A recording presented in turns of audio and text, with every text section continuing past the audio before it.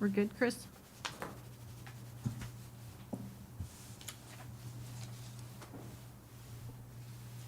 Okay, thank you. We're going to call this special meeting of the Martin County School Board to order. Please rise for the pledge. I pledge allegiance to the flag of the United States of America and to the republic for which it stands, one nation under God, indivisible, with liberty and justice for all.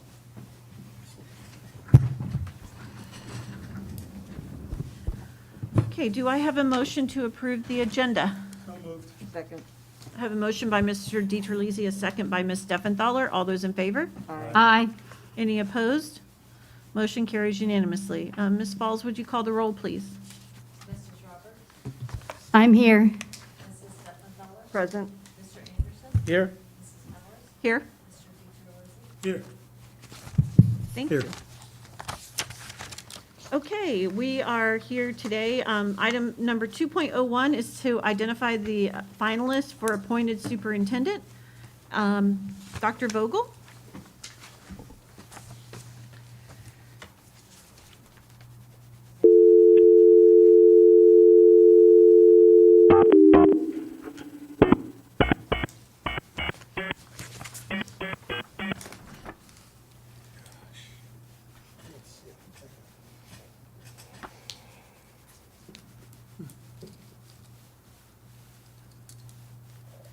Welcome to the conferencing center. At any time during this message, please enter your passcode followed by the pound sign.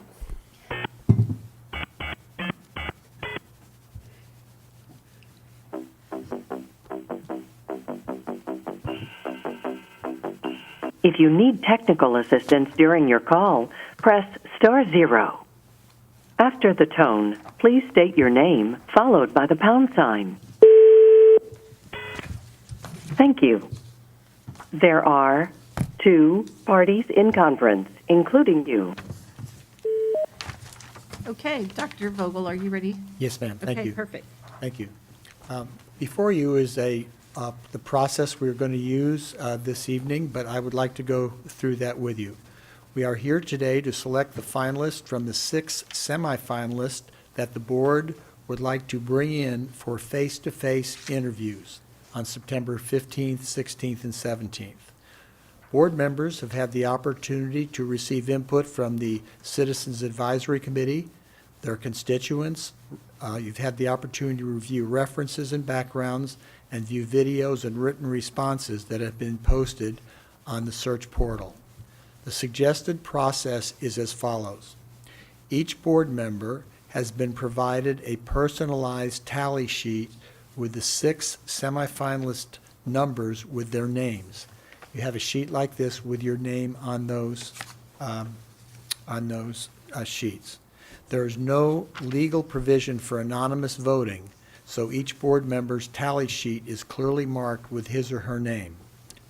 We will start with a discussion of each semifinalist in order of their number.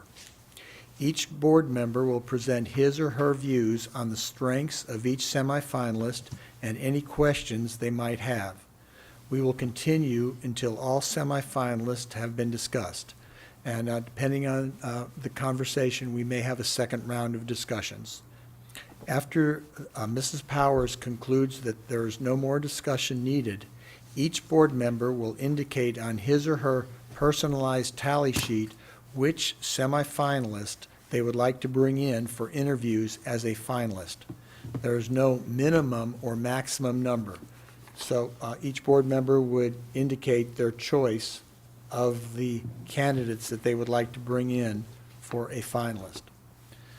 Mr. Reichert will collect the tally sheets and read off the tallies, and you have an extra sheet at your place there so you can keep track. Discussion would follow. If semifinalists have 5 tallies, those would be the first names to be moved to the finalist list. If every board member would like to bring them in, then certainly those would be a finalist. Discussion would follow and a consensus requested on those with 4 then 3 tallies to determine if the board wishes to add them to the finalist list. Finally, discussion would follow and a consensus requested on those with 2 tallies, and then 1 tally to determine if the board wishes to add them to the finalist list. Perhaps a board member could advocate for one of those that had 2 and convince a majority of the board that that individual should be a finalist. After the finalists are named, we will contact them, and Mrs. Messina will email them the instructions on preparing their introductory video, which we talked about doing, for posting on the superintendent search portal, and we wanted to get that back by September 8th. So to get started, we'd like to go ahead and start with discussion of the semifinalist in order, and the first finalist for discussion by the entire board is candidate number 1, Thomas Phelps, and he is currently Deputy Superintendent of Human Resources in Osceola County. So, Mrs. Powers, if you could Thank you. work through here from the board Okay, members. so we'll start, we'll just have each board member say, what you think the strengths are of this person, and we'll start with you, Ms. Roberts, and we'll kind of move around. Okay, so this is the Deputy Superintendent of Human Services in Osceola County with 66,000 students. I liked the stock take piece where they're using a full team approach to tackle problems with focus groups, planning, implementation, and then accountability reporting. Under his purview is Human Resources, Student Services, and the COVID call center, according to the reorg chart. I was impressed that the teachers' non-renewal for this year was 4.12%, compared with a 9.93% in the prior year. I also like the new teacher centers and the professional learning series. I think that they have a robust leadership pipeline programs that are there, and they've done successful virtual job fairs. They've also done choice fairs and homework diner programs, which I thought were kind of interesting. They've increased their Remind usage, the messages that are going out to students in 1 year by 146%, to parents by 188%, the ones that the teachers are sending by 243%, and that's all pre-COVID numbers from 1 year to the next year, but all of that happened before COVID, so those are reported numbers before COVID. I like the implementation and expansion of digital usage, using it for surveying social and emotional needs, communicating behavior expectations, the mental health support, all of those pieces.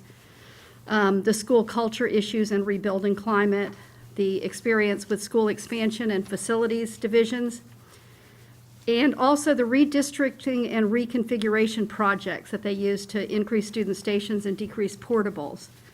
The candidate also has SRO and emergency management experience in dealing with those folks. For multiple years was a member of the classroom teacher bargaining unit, so I think that there's some experience there that would be useful. Also has experience with staffing allocations and savings in the budgeting process.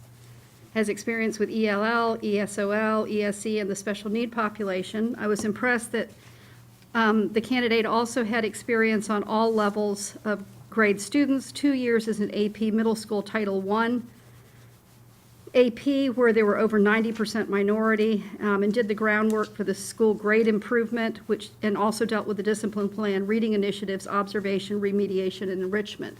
And that's all information that's from the state of Florida site.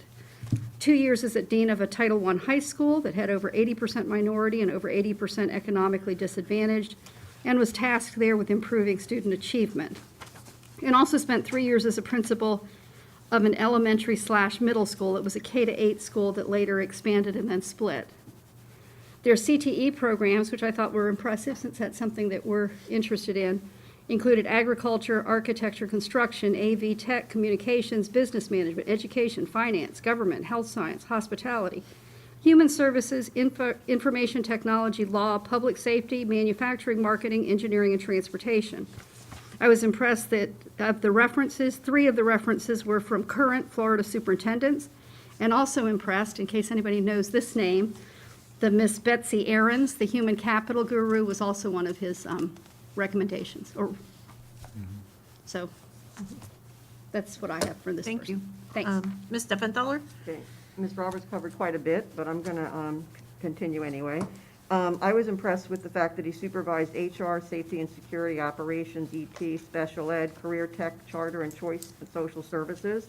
He also has some business experience that I thought was important, because I will say to you, I wanted to open with the fact that my recommendations tonight are based on my review of the applicants, as well as the information from the forums, the brochure, the 3 citizen advisory committee meetings that I listened to, as well as my constituents, and also my own research, and then kind of cross-checking the characteristics that we put on the brochure to what we were looking for. So I just wanted to make sure I mentioned that. Some of the other things is he initiated school-wide program to increase student achievement. Families have choice where to educate their children. He will work to give them reasons to choose Martin County School District, because that's one of the things we've been talking about, especially with COVID. Many of our students have kind of gone to virtual education, and we're going to have to find ways to bring them back, and that's one of the things that he talked about trying to do in terms of marketing, telling our district story by working with our PIO officer. His efforts most notable are in growth of students and staff retention, and he also helped to develop a new teacher mentor program. As far as culture goes, his leadership strength is his ability to create a positive climate and rapport with everyone by listening and including individuals in decision-making, acknowledging that there were concerns, and that he has been able to, in the past, create an extremely positive climate.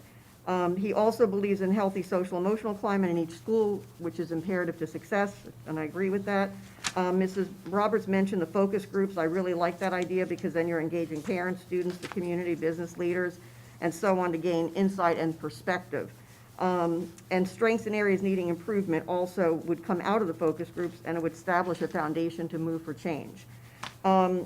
He said he would look to developing a new strategic plan, and she mentioned the stock take process, which I thought was great. And he would communicate in a variety of ways, social media, video messaging, and so on. He also talked about engaging in listening tours to be visible to employees, students in the community, as well as departments. Again, as Mrs. Roberts mentioned, the career tech workforce ed, he has worked to identify community needs through career source, advisory groups, post-secondary institutions. He's reviewed current and future trends, developed student interest, and matched the interest with need, and he helped develop the Neo City Academy, which is an inquiry-driven, project-based STEM magnet school. Financial budgetary experience, he had to align the budget with a strategic plan, and that's what he focuses on. He developed a system to do that, and work with HR, finance, teaching and learning, and principals, and then they reviewed that process based on projected enrollment, and then they convened as a team 10 days after school began to reassess the allocations. And in the past, it was indicated that it resulted in $2.8 million in savings. I also was impressed with his references. They came out strong, that he does a great job. He's highly recommended by the union, and several staff members from Osceola County reached out to me and gave very positive recommendations. Thank you. Mr. Anderson? Okay, let me just say, first of all, because of just how critical this process is, I've taken a very, very, overall approach to this. Number one, the citizens had a lot to do with us coming to this point where we will now appoint the superintendent. As a result of that, we had a citizen search committee. So I gave a lot of credence to that, okay? Because this is something where we wanted it to be a shared experience. We didn't want it to be like the board was just doing this all about themselves and how they felt, but we wanted to take a countywide approach. And so we wanted to be very transparent. And so because of that, I've given a lot of, like I said, thought to what they have come up with. I looked at their background, their work experience. I'm not going to go through all the details. We read them. We know what they are. So I've come to the conclusion because of that. Input from those that wanted to talk to me about it, because we have very involved people here. They read this stuff and they're involved, and as a board member, I am supposed to listen to my constituents, and I've done that. And of course, I've done my own research as well.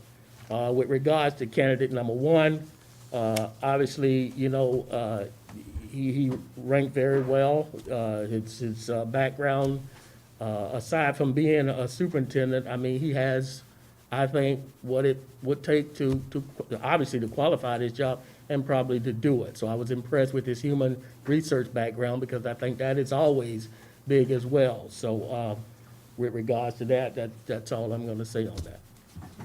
Mr. DiTerlizzi? Thank you, Madam Chairman. Well, this applicant stood out to me for various reasons, and I made a list. Let me get to it. Most of it is basically from what I've spoken to some folks in Osceola County in the school district, and also some folks that I know in the education community up there.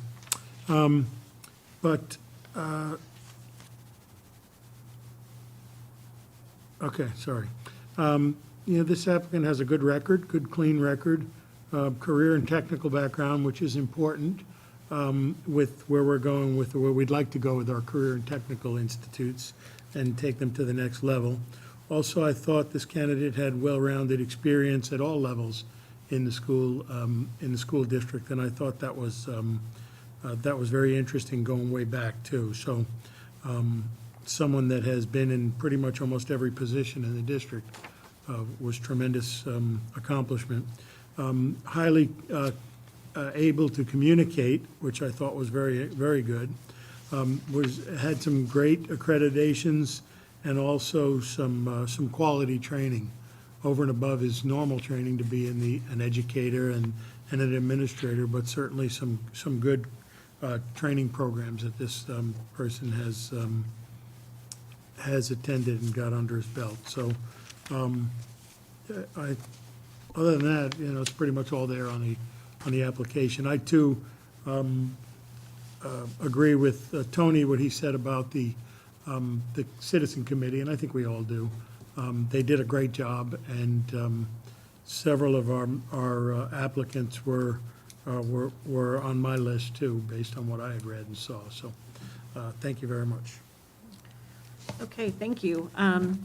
So, like everyone else, I, looked at what was submitted by the applicant, but also spent a lot of time doing my own research in the counties where these applicants came from, talking to their school board members, our peers that, have built those relationships that, and what does that look like? So I think that was very important to me. And talking to teachers that have interacted with some of them, I wasn't able to reach teachers in every circumstance, but that was really telling to me as well. What kind of culture do they exhibit when they're not applying for a job, but when they're actually doing a job and working? So that was really great. So I'm not going to repeat everything that was said, but some things that stood out to me were, for this applicant, were the HR and operational experience, the emphasis on building relationships with the board, the administrators and the teachers, and the community. I was really impressed with the emphasis on communications. I think that's something that is really important to this board and this community, and also the CTE, and I think we've all talked about that a little bit in our comments. So those were the highlights of what I really found this candidate to be really strong. Okay, applicant number 2, which is number 19, John, I don't know if I'm supposed to say their name, Millay? John Millay. Dr. John Millay. So we'll start with you, Victoria. Okay. As far as strengths go, in terms of experience, he's been a superintendent for 14 years. He was also an elementary principal, ESE teacher, and he was also a school board member, which I thought was, really something that stood out to me. He has experience in personnel programs, operations, construction, finance, negotiator, support services. He also served on the board of directors for several chambers. As far as student achievement, schools reached new heights under his leadership. Success closing the achievement gap, turned low-performing schools into the top 5%. I thought this was interesting. He was also able to successfully emerge 2 elementary schools that were very different. They had the same population of students. but their test scores and expectations and traditions were different. And he worked to redo the mission and vision around quality, service, and teamwork. And over time, the new school outperformed the other schools, and he held people accountable to the vision, hired new people, made sure they were inducted properly. When things were not in line with expectations, he addressed it. He surveyed the schools regularly, conducted team building at each school monthly, and the school went from the 40th percentile to the 80th percentile, and eventually was number 2 in the state, which I thought was impressive. Also, there was a school that he worked with that needed change. He stuck with it. I think it was about 5 years. It took time, of course, but he supported the entire process. And after 5 years, the school went from 6th percentile to number 4 in the state of Kentucky. So I thought that was important. I was impressed with his work on culture. As a superintendent, he feels that they have to lead and model. He successfully changed the culture in the district that had a lot of principal turnover, retirements, new staff, et cetera. He reestablished the culture. He researched, sent surveys, made the mission caring. He says that active caring sets tone for meetings, and I think that's important. Celebrating successes regularly throughout the district.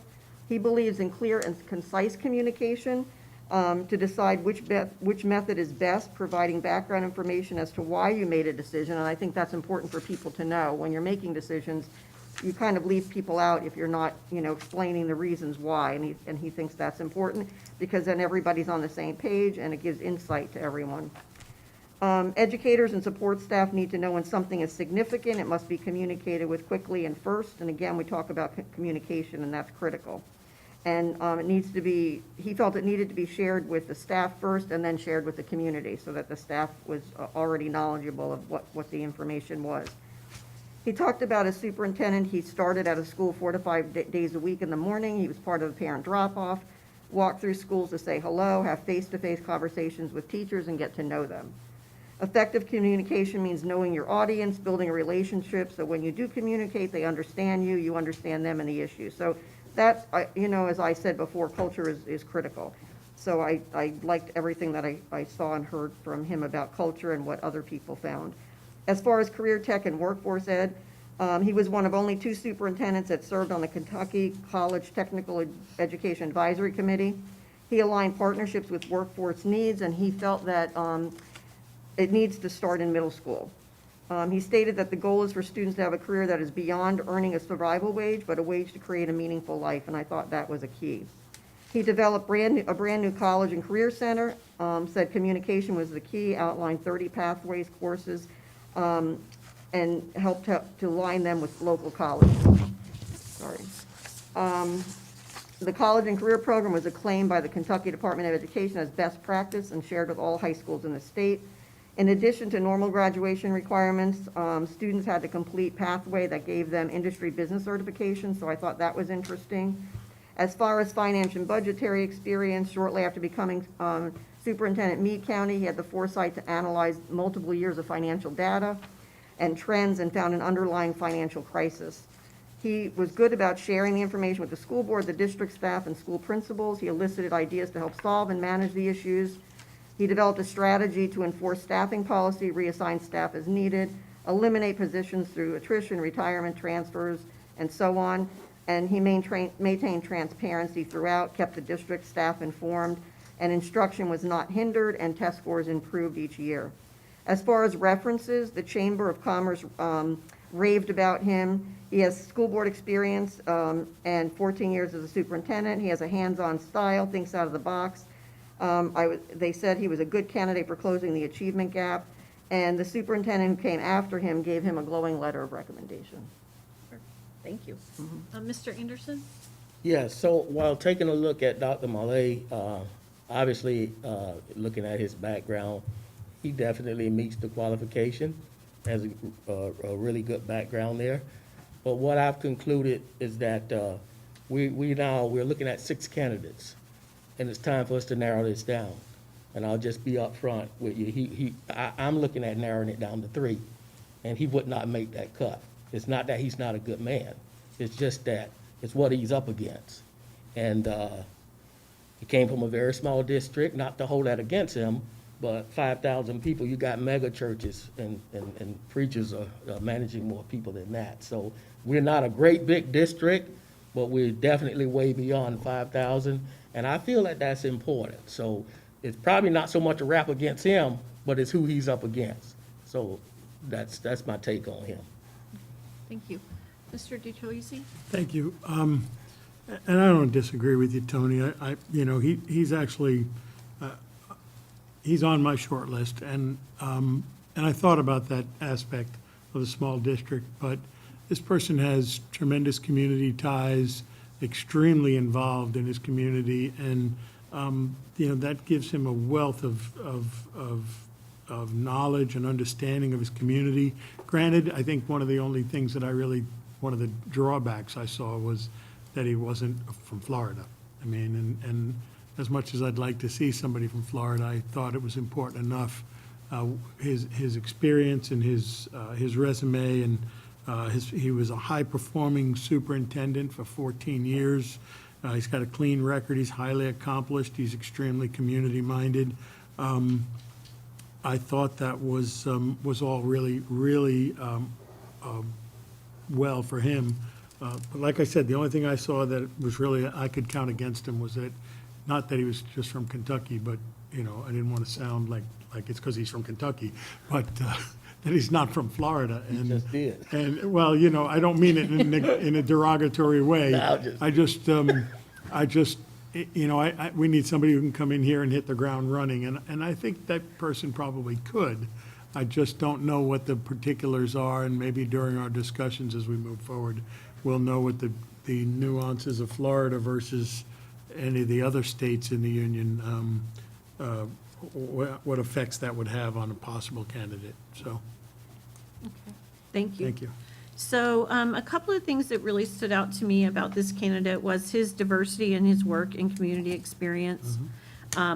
His work with at-risk populations, which is really critical in what we do, and especially now in this time of COVID, I think we're going to have a lot more kids coming back to us in person that are at risk of not succeeding. So I think that's going to be something we're going to have to focus on. And also was the turnaround of low-performing schools, which is also, granted, we only have one in the low 300, but, that's really important. I want to have 0 in the low 300, so that experience was really nice. Okay. Did you want me to share? Oh, I'm sorry, I skipped you. I was okay. going this way, I was going to start with someone new, but no, it's all okay. I'm sorry. That's okay, you can stay quiet. Okay. I apologize, Mr. No Roberts. problem, no problem. So I did note that he had 5,000 students with 10 schools. He has been a superintendent mentor and did manage the one-to-one technology rolled out. He does have a lot of experience with community service and a lot of experience with local business expansion. I think some of the challenges that we have in Florida, obviously, when you look at the salary schedule for Meade County, their salaries are much higher. They don't have the same funding issues that we do here down in Florida. I looked at the high school proficiency ratings for the high school that they had there to see how they compared against the state averages. And in most places, they were above the state average. In reading, it was 50.7%, while the state was 44%. Math was 44%, while the state is 25%. Science was slightly below. Writing was 51%, and the state is 50%. The graduation rate is 95%, while the state is 91%. In Meade County, there's 1,488 high school students, 91% of them are white, and 48% of them are economically disadvantaged, just to give you an idea of what the community looks like. The novice level students, those are the students that I guess you would consider are struggling, the high school students that are struggling, they rate those to see how well they're improving. The novel level students did improve in math, but did not improve in reading. They do have a college and career center with 14 people listed as their staff at that college and career center, and they do have pathways that include marketing, retail, allied health, farm tech, pre-nursing welder, skilled trades, automotive machinist, environmental control, industrial maintenance, information support, engineering, and computer programming. I agree with you, Mr. Anderson. I think part of the challenges are, one is the number of students, and then the second piece is being from out of state. I think those are two things that are, when you're running a district that's when we're pretty much 4 times the size of the district that he's running now, I think it's a lot easier. I don't want to say easier, but I think it's a different beast for being visible and involved when you have 25% of what you're looking at as opposed to having something that's as large as we are. So that's all I had on that one, but thank you for letting me share. Yes. I won't forget you next time, I promise. Okay. Okay, our next candidate was applicant number 23, Dr. Lori Romano. And I'll start with you, Mr. Anderson. Okay, so, Dr. Romano, I probably struggled with this one more than any of them. Obviously, she's qualified. I like the diversity. She's a female, not giving her anything, but the fact that she's a female, that's good. She ranked right up there with the big boys. I like that. She's been here in this county before. However, I think that could be a 50-50 split, depending on who you talk to and what day it is. So it may have done her some good, it may not. I'm not gonna hold it against her one way or the other, but I'm just saying I think you would call it a draw. Because you talked to some people, she was fine. Other people, not so fine. So I can just draw on that. I think I may have had a small encounter with her when I was working here. It was great. That's all I can say. So, now outside of here, there were some other things going on, but just because there are issues with people doesn't mean they're a bad person. People get laid off and fired every day, but doesn't mean they're bad. They just happen to get the axe for whatever reason. Sometimes it's just the way it goes. So I don't want any of these things that look like it may have been an issue. I don't think it's clear cut to say that it really would disqualify her based on her experience and everything. Other than that, to me, she's a toss-up. She's in the thick of things, but, I think other things will kind of tip the scale one way or the other. So that's my take on her. Perfect, thank you. Mr. DiTerlizzi? Thank you, Madam Chairman, and, I struggle also with this one because this candidate has has history here, good, bad, or indifferent. I personally had no problem with this candidate in their tenure here in Martin County, but there was, like you said, Tony, it was, some liked her and some didn't, and that's like anything else. But I think my issue right now, and obviously this candidate is highly qualified. I mean, I can go through all the accolades of this candidate also, but my issue is, my main issue right now is I think that we really need an outsider in here. We need some new blood, not just another Martin County folk that was here, and it's time for some new blood and make some, bring our district up to the next level. And I don't know that somebody from Martin County that may have been here that was, in my opinion, was good. I think we just need to look for some new ideas and some new blood. So, thank you. Hopefully I didn't offend anybody with that. Ms. Roberts? Okay, so Dr. Romano is right now the current CTE director at Pasco County Schools and was the past superintendent at Hernando with 24 schools and 2,300 students. She did increase the district grade while she was there and successfully helped get the sales tax referendum done there and improved the district's first F school up to an A. Has some good rankings as far as 8th grade FCAT and 9th and 10th grade FCAT. She does have some extensive CTE and Career Academy experience. They do have in, I guess it's in Hernando, the Suntech Education Center that has automotive, CNA, construction, cosmetology, cybersecurity, HVAC, manufacturing, welding, and a background in special ed and ESE. According to her information that she submitted, she implemented the new standards in all the secondary schools in Martin County. And she also wrote and won one of the Bill and Melinda Gates Professional Learning Partnership grants, which I thought was rather impressive. The piece that as I looked at all the information that I was able to find, their strategic plan from Hernando County when she was the superintendent was what you would not surprise you as a strategic plan. It has the standard pieces of student achievement, people, facilities, communication and community, fiscal responsibility, and organizational effectiveness. But when you held that strategic plan up against Osceola's strategic plan with that stock take, when you held the two of them side by side and looked at the measurables and looked at how they were doing it, there was a marked difference just in what you saw and what you didn't see. I mean, and I think that was, we know what our strategic plan looks like. Their strategic plan from Hernando looked somewhat similar to ours, which I think was, that's all. Thanks. Thank you. Ms. Steffenthaler?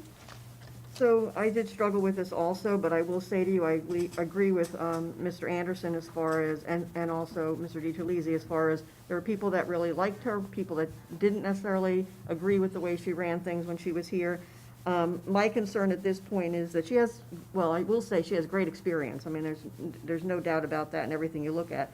But I would like somebody new and fresh to come in, because I think that's what we need, somebody objective, somebody new, somebody fresh. But I also have questions about her tenure in Hernando County. So I'm just going to leave it at that. Okay. So a few of the highlights that I thought were, some great things that have been accomplished we're increasing the graduation rate in the district grade. Hernando County is a similar sized district to Martin County. She does have experience in Martin County. She successfully passed a sales tax referendum in her tenure. And she started community conversations to get input from the community and staff in decision-making. So I thought that was interesting. And her CTE experience, which is something that I know we all feel is important here in Martin County. Okay, so our fourth candidate is applicant number 29, Dr. Jonathan Grantham. And I'll start with Mr. DiTerlizzi. Thank you very much. I'll be brief because this person didn't make my final cut on my list. So although I felt that this person has the experience and probably the knowledge to do the job, I don't believe that that it was what I was looking for in a superintendent. So I won't say anything else about this person. Ms. Roberts? I'm not interested in this candidate. I'll just leave it at that. Thanks. I'm not interested in this candidate either. Mr. Anderson? He didn't make my top three. I mean, I don't hate him, but I just don't, I'm going to elaborate on it because it just not make sense. Yes, I would agree with that, although I think he has some really great experience and he's accomplished some things, experience at a larger school district. He indicates that he improved culture. Those are all important to us, but I also agree with the board. Okay, so let's move on to applicant our candidate number 5, Dr. Peter Licotta, and he is applicant number 34. So we'll start with you, Ms. Roberts. Oh, you're never going to start? I thought we'd start with you. I always go last. Oh, okay. That's how I am. Except when you don't. That's when I don't. Except when I'm not the. Okay, Peter Licotta, he's the regional superintendent in Palm Beach County, which Palm Beach County has 187 schools and 197,000 students. Under what he has 59 schools and 65,000 students, so he's comparable to applicant number 1, who has the 66,000 over there, and he's got 65. He has 8 years of experience with the choice and innovation, choice in career options, has some experience in quality assurance, secondary curriculum. He's been a principal or AP at a high school, middle school, worked with summer reading and math academies for high school students at risk, helped develop the reentry plan, secured a federal grant for 1-to-1 in the 5 most needy schools. I was going to ask you, Mr. Anderson, was that is it a school that you're Hat, here you No, got he's one. further down south. He's- I'm out in the glades, yeah. Oh, okay, all right. He has connections with the Chamber of Commerce and Career Source. His CTE, the CTE offerings in Palm Beach County are, because they're obviously 10 times as large as we are, they're extensive. And they sound very similar to what we've already heard with the agriculture, architecture, and construction, AV, tech, and communication, business management, education, engineering, finance, health science, hospitality, human services, information technology, law, public safety, manufacturing, marketing, and transportation. Their graduation rate down there is bumped up, mainly because the career academies help to contribute to that.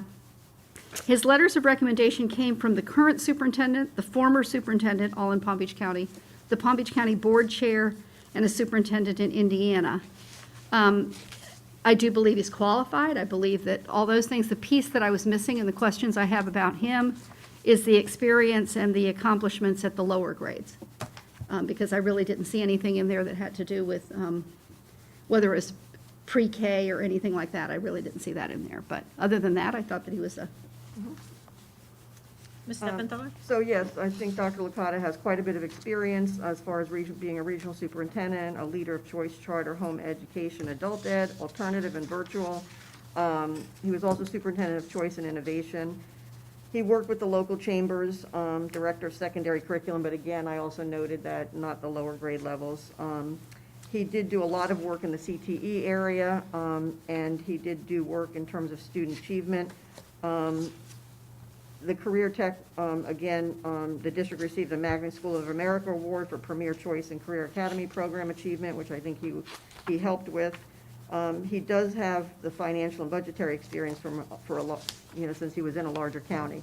I will say to you that he does have some great experience, but I believe we need somebody fresh and new, not somebody that necessarily knows Martin County, but someone who can look at our district with fresh eyes and perspective. So that's what I feel at this point. Mr. Anderson? Okay, obviously, he meets the qualification. Obviously, the search committee thought highly of him. Based on my research, I've gotten way more positive feedback than anything that, of any, significant amount would be negative. I don't know how much he knows about the area. I know he is adjacent to us. That could very well be a plus. It may not be. He's in Palm Beach County. Palm Beach County is a district that's really, they manage a lot of students. They have so many wonderful professionals there. They got great leadership there. Being a regional superintendent, I mean, you can't deny it. I mean, that area in itself is as big as some school districts. And you look at his background and what he's done, I mean, you can't deny the guy got to at least be in the chase, based on what we got here. So that's all I'm going to say on that. Mr. DiFelici? Thank you. Sorry, let me get my notes. Okay. I was a little disappointed in their, actually overall, that there's really nobody from the business community that has really opened up and come forward with a strong business background, although. like Tim Moore at IRSC. Oh, yeah. Yeah, we couldn't afford them. But, being a district superintendent, I had talked to some folks down there that are knowledgeable of this candidate, and I did get rave reviews. I got rave reviews from people in Tallahassee that know him, people in the association that know this superintendent. And I did learn a lot about Palm Beach County and the way they operate their district with district superintendents. And I was impressed with his knowledge and his abilities. I'll save my, I have some questions that I'll probably save for him rather than in public and see where that leads. But I tend to agree with Victoria a little bit that we need change, although this person ranked very high on my list because of their credentials. And I guess I'd like to know more about their ability, this candidate's ability to bring this district to the next level. I'm not going to say change, because I don't want our staff to think that, we're not happy with them in any way, but, we're a good district in Florida, and we want to be a better district. And I don't look at Florida, because if you look at Florida being what, number 27 in the country, and we're in the top 10 of Florida, we're just really being average. So I want to see our district move to the next level. I want to see our low 300 go away. I want to see improvements in those schools, our Title I schools, and where our English-speaking students are, and our disadvantaged students are not performing as well.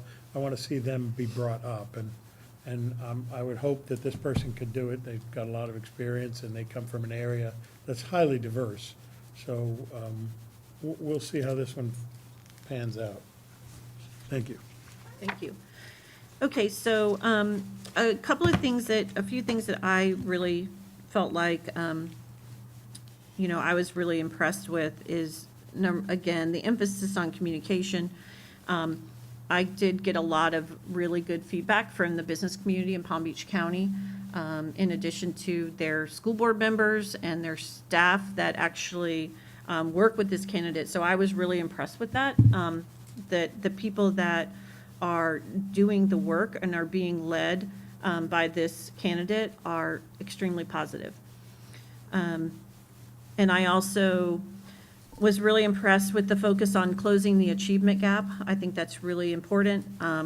Experience implementing programs for at-risk students, building business partnerships in the community. That has a lot of experience with that. Creating the summer reading and math camps that helped increase reading and math scores. So I was really impressed with that. And you mentioned, Mr. DiTerlizzi, the business experience, and actually, this candidate actually did start out as a business person and then went to education. So this is the only candidate that has that experience.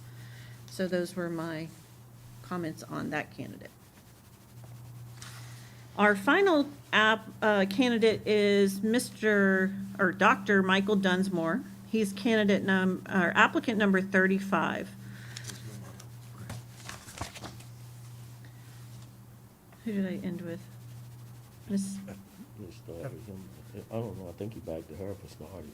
It's Victoria's turn, I think. Victoria. Okay, I'll start with you. I'm sorry, it's okay. Sorry. So this is Dr. Dunsmore. He has some very good experience. However, I am concerned that he resigned from his previous county due to a budget deficit. So really, he's not in my top group. He didn't, I wasn't considering. Same. Ditto. Ms. Roberts. Okay, so he was a 5-year superintendent from Wayne County Public Schools with 34 schools and 18,000 students. Their district earned the advanced ed accreditation. Before that, he had 6 years at Tyrell County Schools. Their community, to give you an idea of what their community is like, has an 84% high school graduate or higher in the community. Martin is 90%. Bachelor's degrees in their community are 17% or higher. Martin is 34%. They have a well-articulated strategic plan. They do have the Wayne School of Engineering, which started in 2007, which is middle and high school students, and they have to do internships and then come back out with a job. Their CTE for middle and high school includes agriculture, business, finance, infotechnology, career development, health science, family and consumer sciences, marketing technology, engineering, public safety, trade, and industrial education. They're recognized as a work-ready community, which I think it has a lot to do with their CTE piece. Over 10% of their students are ELL. They beat the ACT work keys at 80.5%. That's it has to do with, it's like a graduation rate, but it has to do with ready to go out and get a job at that point. The state average is 68%. They're at 80.5%. Their middle and high school teachers with advanced degrees is exceeding the state dramatically. It's 60 to 70% higher in that district. Their turnover rates for middle and high school teachers are 8% in that district, whereas the state average is 16%. Overall, their turnover rate for teachers is 11%, whereas the state average is 14%. Like the state, more than half of their teachers have 10-plus years of experience. He is pushing about 50% in minority principals. The state average in North Carolina has 30% minority principals, but he's managed to recruit and retain about, pushing up to 50%. The one-year principal turnover rate is 3%, whereas in the state it's 9.5%. I do note that North Carolina has higher funding than Florida does. He has experience with realignment issues, which has to do with facility utilization, future growth, transportation, feeder patterns, grandfathering, those type of issues when you're trying to redistrict into those kind of lines.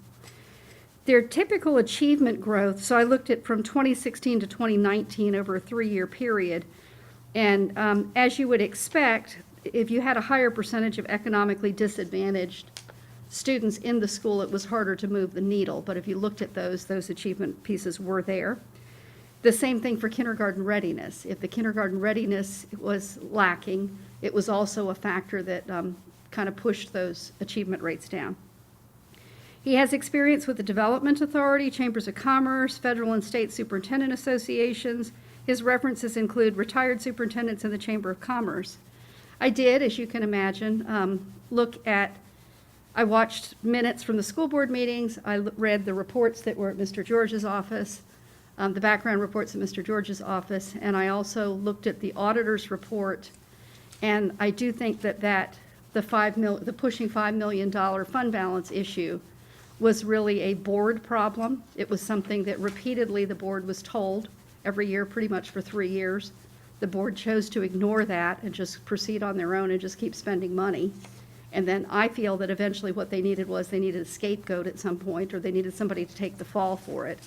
And he was the one who was set up for a fall. So I think the negative piece really for me is that he's coming from out of state as opposed to coming from in-state. But I feel that it is a district that's similar in size, and he checked all the boxes for me, but obviously not for the rest of you.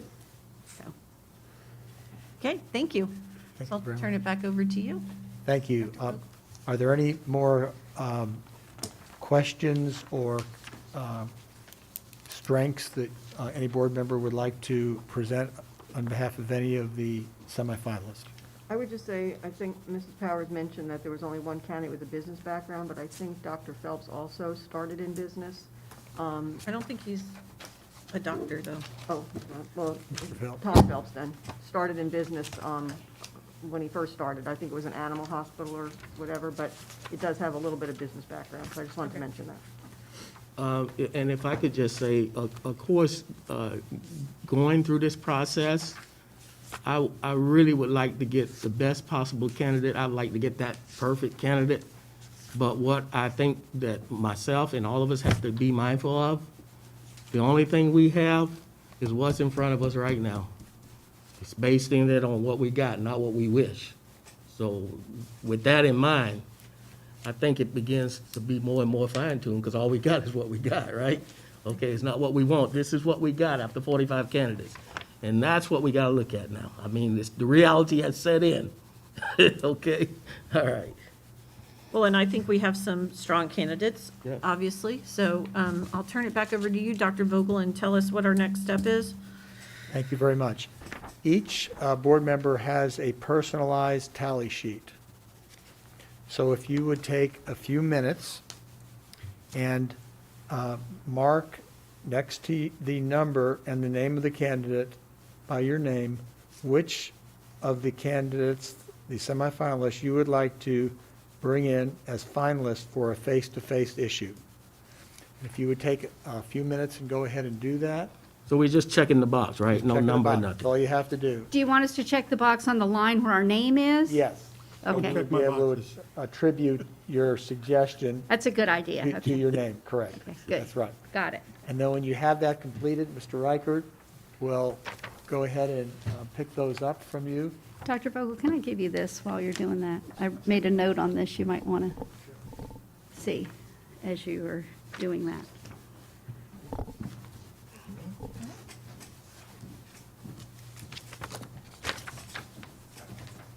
I did it on the line where my name was. Thank you, ma'am. Thank you, sir. Thank you, sir. The anticipation. Okay, now, Mr. Reichert has collected all of the personalized tally sheets from each board member, and Mr. Reichert is going to go through board member choices, and then we can keep track of those with our individual sheets with us, and then we'll see what the tally results are. Okay. Thank you, Dr. Vogel. I'll read each board member's name and their candidate's number and name, and then Diane will also record on kind of a master. And certainly, as Dr. Vogel said, you could follow along and check on your extra copy as well.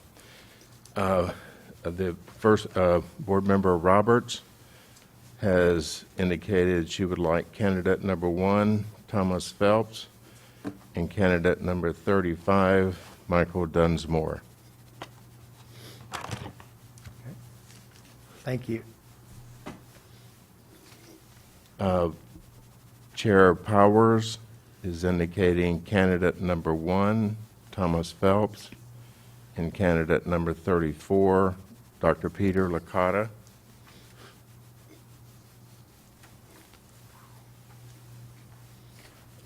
Ms. Diefenthaler is indicating candidate number 1, Thomas Phelps, and candidate number 19, John Millay, Dr. John Millay. Vice Chair Anderson is indicating candidate number 1, Thomas Phelps, number 23, Dr. Lori Romano, and candidate number 34, Dr. Peter Licotta. Board Member Tallies is indicating candidate number 1, Thomas Phelps, candidate number 19, Dr. John Millay, and candidate number 34, Dr. Peter Licotta. Okay, thank you very much. We'll go ahead and do our tallies. Okay, thank you. I will review the tallies. We have candidate number 1, Mr. Phelps, with 5. We have candidate number 19, Dr. John Millay, with 2. We have candidate number 23, Dr. Lori Romano, with 1. We have no tallies for candidate 29, Dr. Grantham. We have 3 tallies for candidate number 34, Dr. Peter Licotta, and we have 1 tally for candidate number 35, Dr. Dunsmore. So, Chairman Powers, we will start with the candidate number 1, Mr. Phelps. He has 5, so we would declare him a finalist. The next highest tally count was Dr. Peter Licotta with 3. So we'd like to have a discussion on the board about the discussion whether or not he should also be a finalist. So, The majority of the board. So I think since the majority of people, so here's the thing is, so even though we have 1 with 5, especially with our first time around, I think it's important for all of us as a board to interview more than 1 or 2 people, just so we know what it looks like and what the comparison is, because otherwise we really don't have anything to judge it against. So I don't have any problem with Mr. Licotta also being a finalist. do I have consensus? Oh, yeah. Yes, okay. Okay, thank you. We have a consensus then that Dr. Licotta is also a finalist. The next candidate that had the highest number of tallies was candidate number 19, Dr. John Millay. And I think also we need to have more than 2 people that we're interviewing. I think that, and since he has 2 out of the, I know it's not a majority, but he has 2 out of the 5. And I would like to see that we move forward with at least 3 candidates that were. Well, and I, originally, he was my, in my top 3. But what I hear from the board, that we, I think consistently have said it's really important to have someone from Florida. And I would hate to have someone travel here. I didn't say that, then. Maybe other people said that. The majority of the board has said the importance of having an understanding of Florida and what that looks like. I just think it's a long way to come. But And actually, I feel that if we were taking somebody from not in state, even though nobody else is interested in Mr. Dunsmore, I feel that he has the larger district than Dr. Millay. He has a larger district than what Dr. Millay has, and I mean, I think that just the achievements that I've seen and what I've read, I mean, I would be more interested if I was picking one of the 2 people, obviously from out of state, to come and give us a different perspective on what they're doing in a different state. I think that North Carolina is further up there than Kentucky is, as far as just. I don't want to discount, were you talking to Mr.? Oh, no. Go. I don't want to discount the fact that he comes from a smaller district. I think he's the type of candidate that thinks out of the box. I think it's always good to bring perspective in from another state, just like you're saying with the candidate you're talking about. But I think this person, there was a lot of positive about him. He was great with data, higher standards. He worked with Ford Motor Company. He did a lot with the College and Career Center. There were just some, really positive references on him. So I don't want to discount him because he comes from a smaller county. I think that, and I know he's coming from out of state, but listen, I've been in the school system where they've hired people from out of state, and that a lot of times could be a good thing because they are coming from someplace different with a different perspective, so. Mr. Anderson, did you have, sorry. Go ahead, Mike. No, I had a thought, but I kind of, Forgot it? I'm still thinking. No, I didn't forget it. I'm still thinking. You go ahead. At man. our Let me age, hear you forget things. Like I said, you forget things at our age. Back to what I said earlier about, Florida being number 27 or somewhere in that, middle of the bunch or getting down below average. Maybe somebody from Florida might not be the answer, because I don't know where Kentucky rates, I don't know where North Carolina rates on the list, but certainly, I think, and I'll use the term lightly, because I don't want to offend anybody who's doing a great job here at Martin County, but, after talking with the superintendent of Miami-Dade and seeing what that gentleman has done to that district, and he considers himself an agent of change, if we want to be in the top, one of the top districts in the country, we need to make some changes. We need to make changes in our achievement gaps, and we need to address the issues that we have here with our demographics and the dramatic differences in our demographics. And, we're strong in graduation rates. We're strong in a lot of different areas. Career technicals, we have a lot of them, but I don't know that we have all the right ones. And I think it's important that we have people that understand those parts of being able to do it. So I'm not opposed to bringing somebody in from out of state. And if you wanted to bring in both Malloy and, what's the last one, Dunsmore? What was his name? He's actually was 4th on my list. Dunsmore. He was actually 4th on my list, so I wouldn't be opposed to both of them coming in. I'm not opposed because they're out of state. I think what I'm looking at is what we're dealing with here right now, and based on that, that's what I gotta judge this on, because and I agree, Mrs. Defenthal. I mean, I don't. It's not that I don't want him to come in, but I could just as well ask the other guy to come in as well. That Mrs. Roberts, as far as when you compare what they've done. Yeah. So. And I'm not opposed to that, but. But, I mean, it comes a time when it's the moment of the truth. Right. Like I say, we can't keep kicking the can down the road. This is what we're dealing with. And in reality, if we bring those guys in here, Do you really think that they're gonna stack up against these top two we got here? Probably not. So we're probably wasting their time and Well, our I don't time. know if that's fair to say, though. Well, okay, well, let's bring him in then. We pay for their travel to come down here? Yes, Yes, we it's do. customary to do that. What do we anticipate that travel to be for them with room and all that, flights and couple of $1,000s per candidate? I don't think it would be that much now with the airline flights. They're cheap right now. Yes, Okay. they are, right. And I think Mrs. Falls has arranged some lower-cost rooms at a good rate. Okay. I thought they were staying with Tony. So here's what I would say, and then I'll, as I always say, I'm done with this, because this is so important. Yeah. I don't want to close the door on anybody.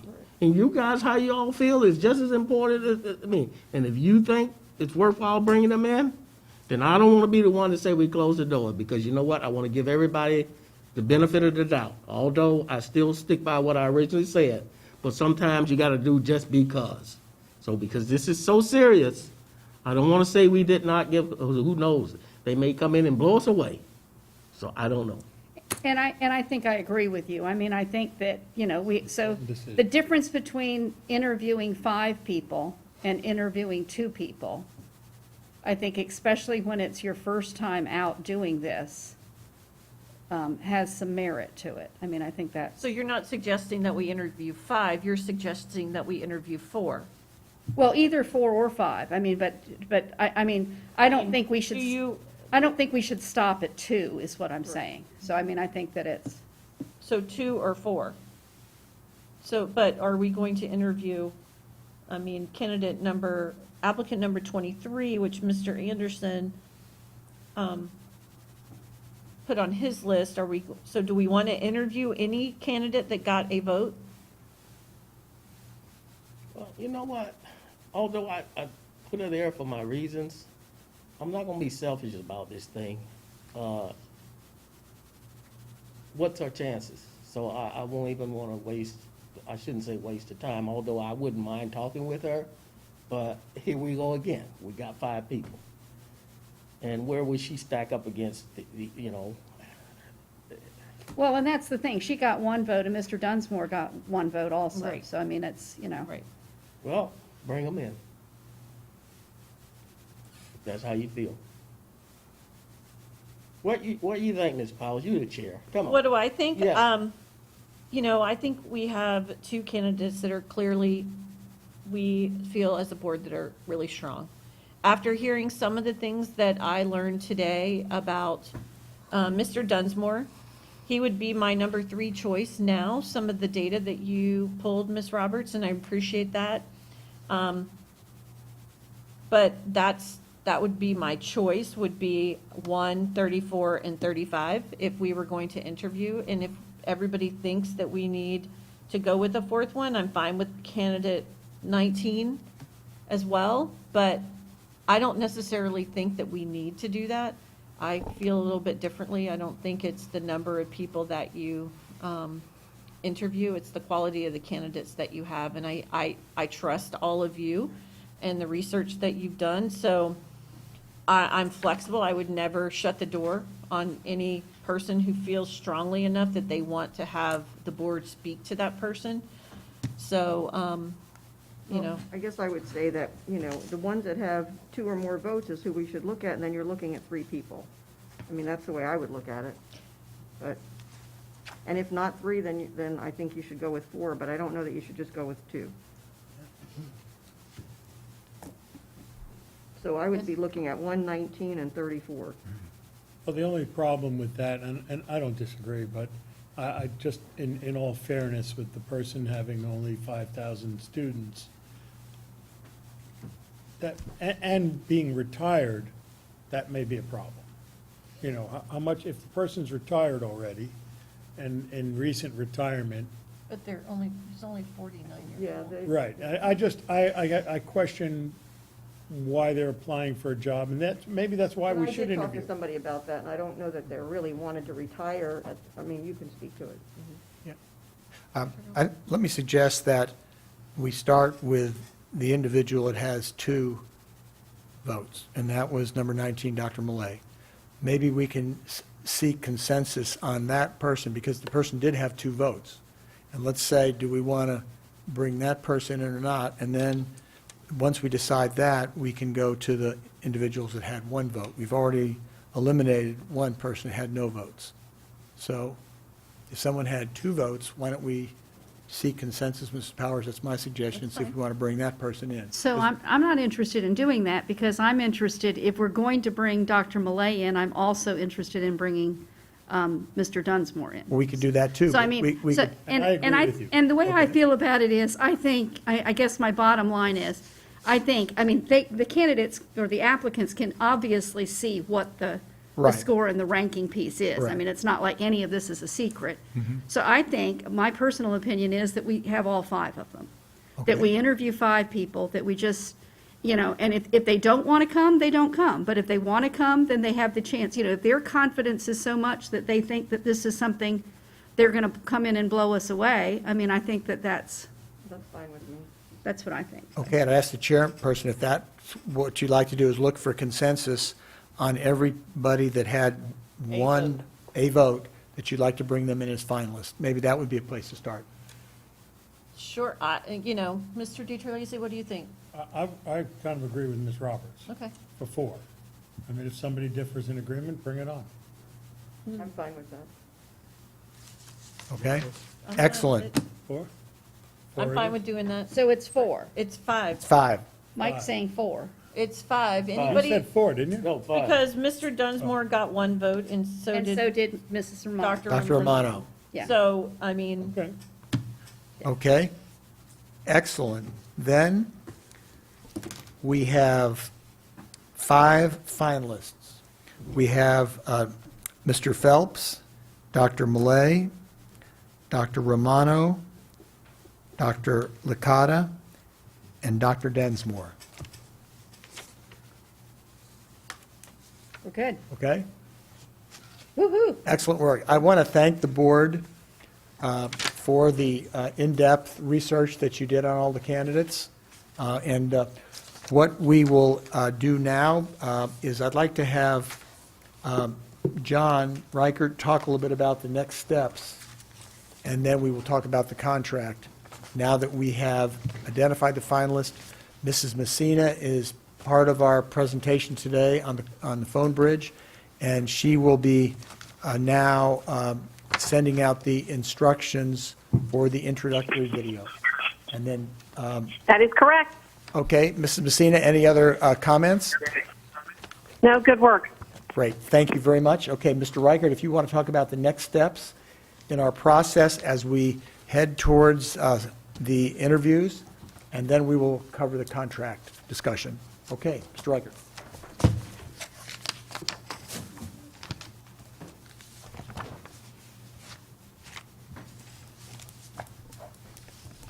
Thank you, Dr. Vogel. Members of the board, just a quick summary of the last few steps now left in our timeline. We're getting down to not many items left. Of course, Ms. Messina will go ahead and contact the finalists, as Dr. Vogel mentioned, to prepare their video of introduction.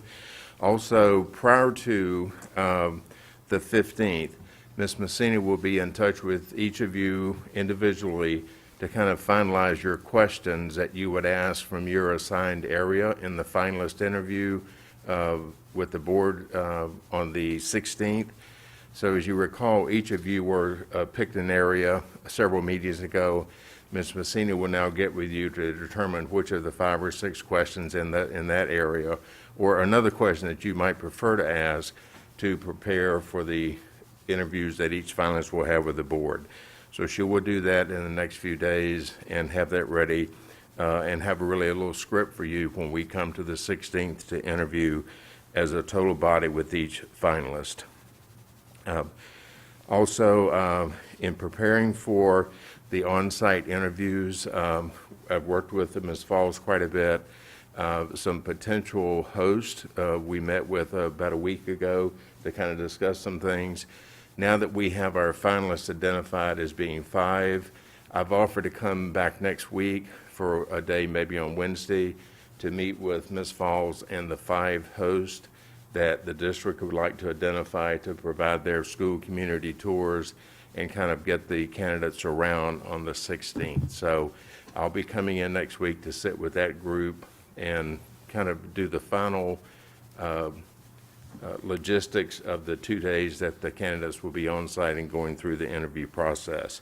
I will update our interview schedule with the 5 finalists, fill in all the blanks now, and get that to Ms. Falls, and she can get it out to each of you, hopefully by the end of this week, now that we know the finalists have been identified. And then after the on-site interviews, the 16th and 17th, September 22nd will be the date that you meet as a board to select your next superintendent. So that is a quick review of the timeline. And again, a lot of the details regarding their visits here, I'll work out with Ms. Falls. We've got pretty much 99% of it done, but we'll just fill in the blanks with the host, make sure their tour routes. We'll get the candidates back here for their scheduled interviews and have it flow smoothly.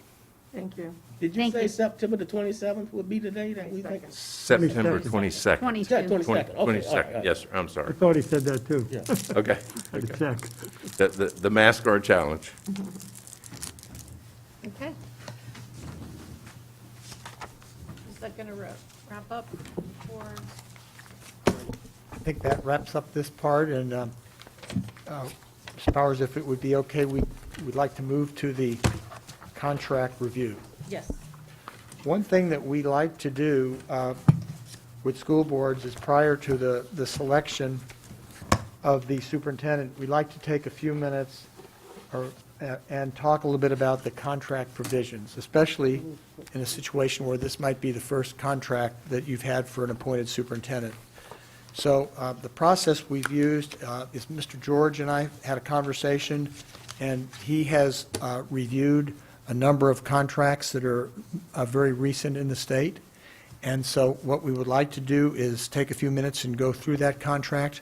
I will talk a little bit about numbers as we go by the blanks in a range, just so you know.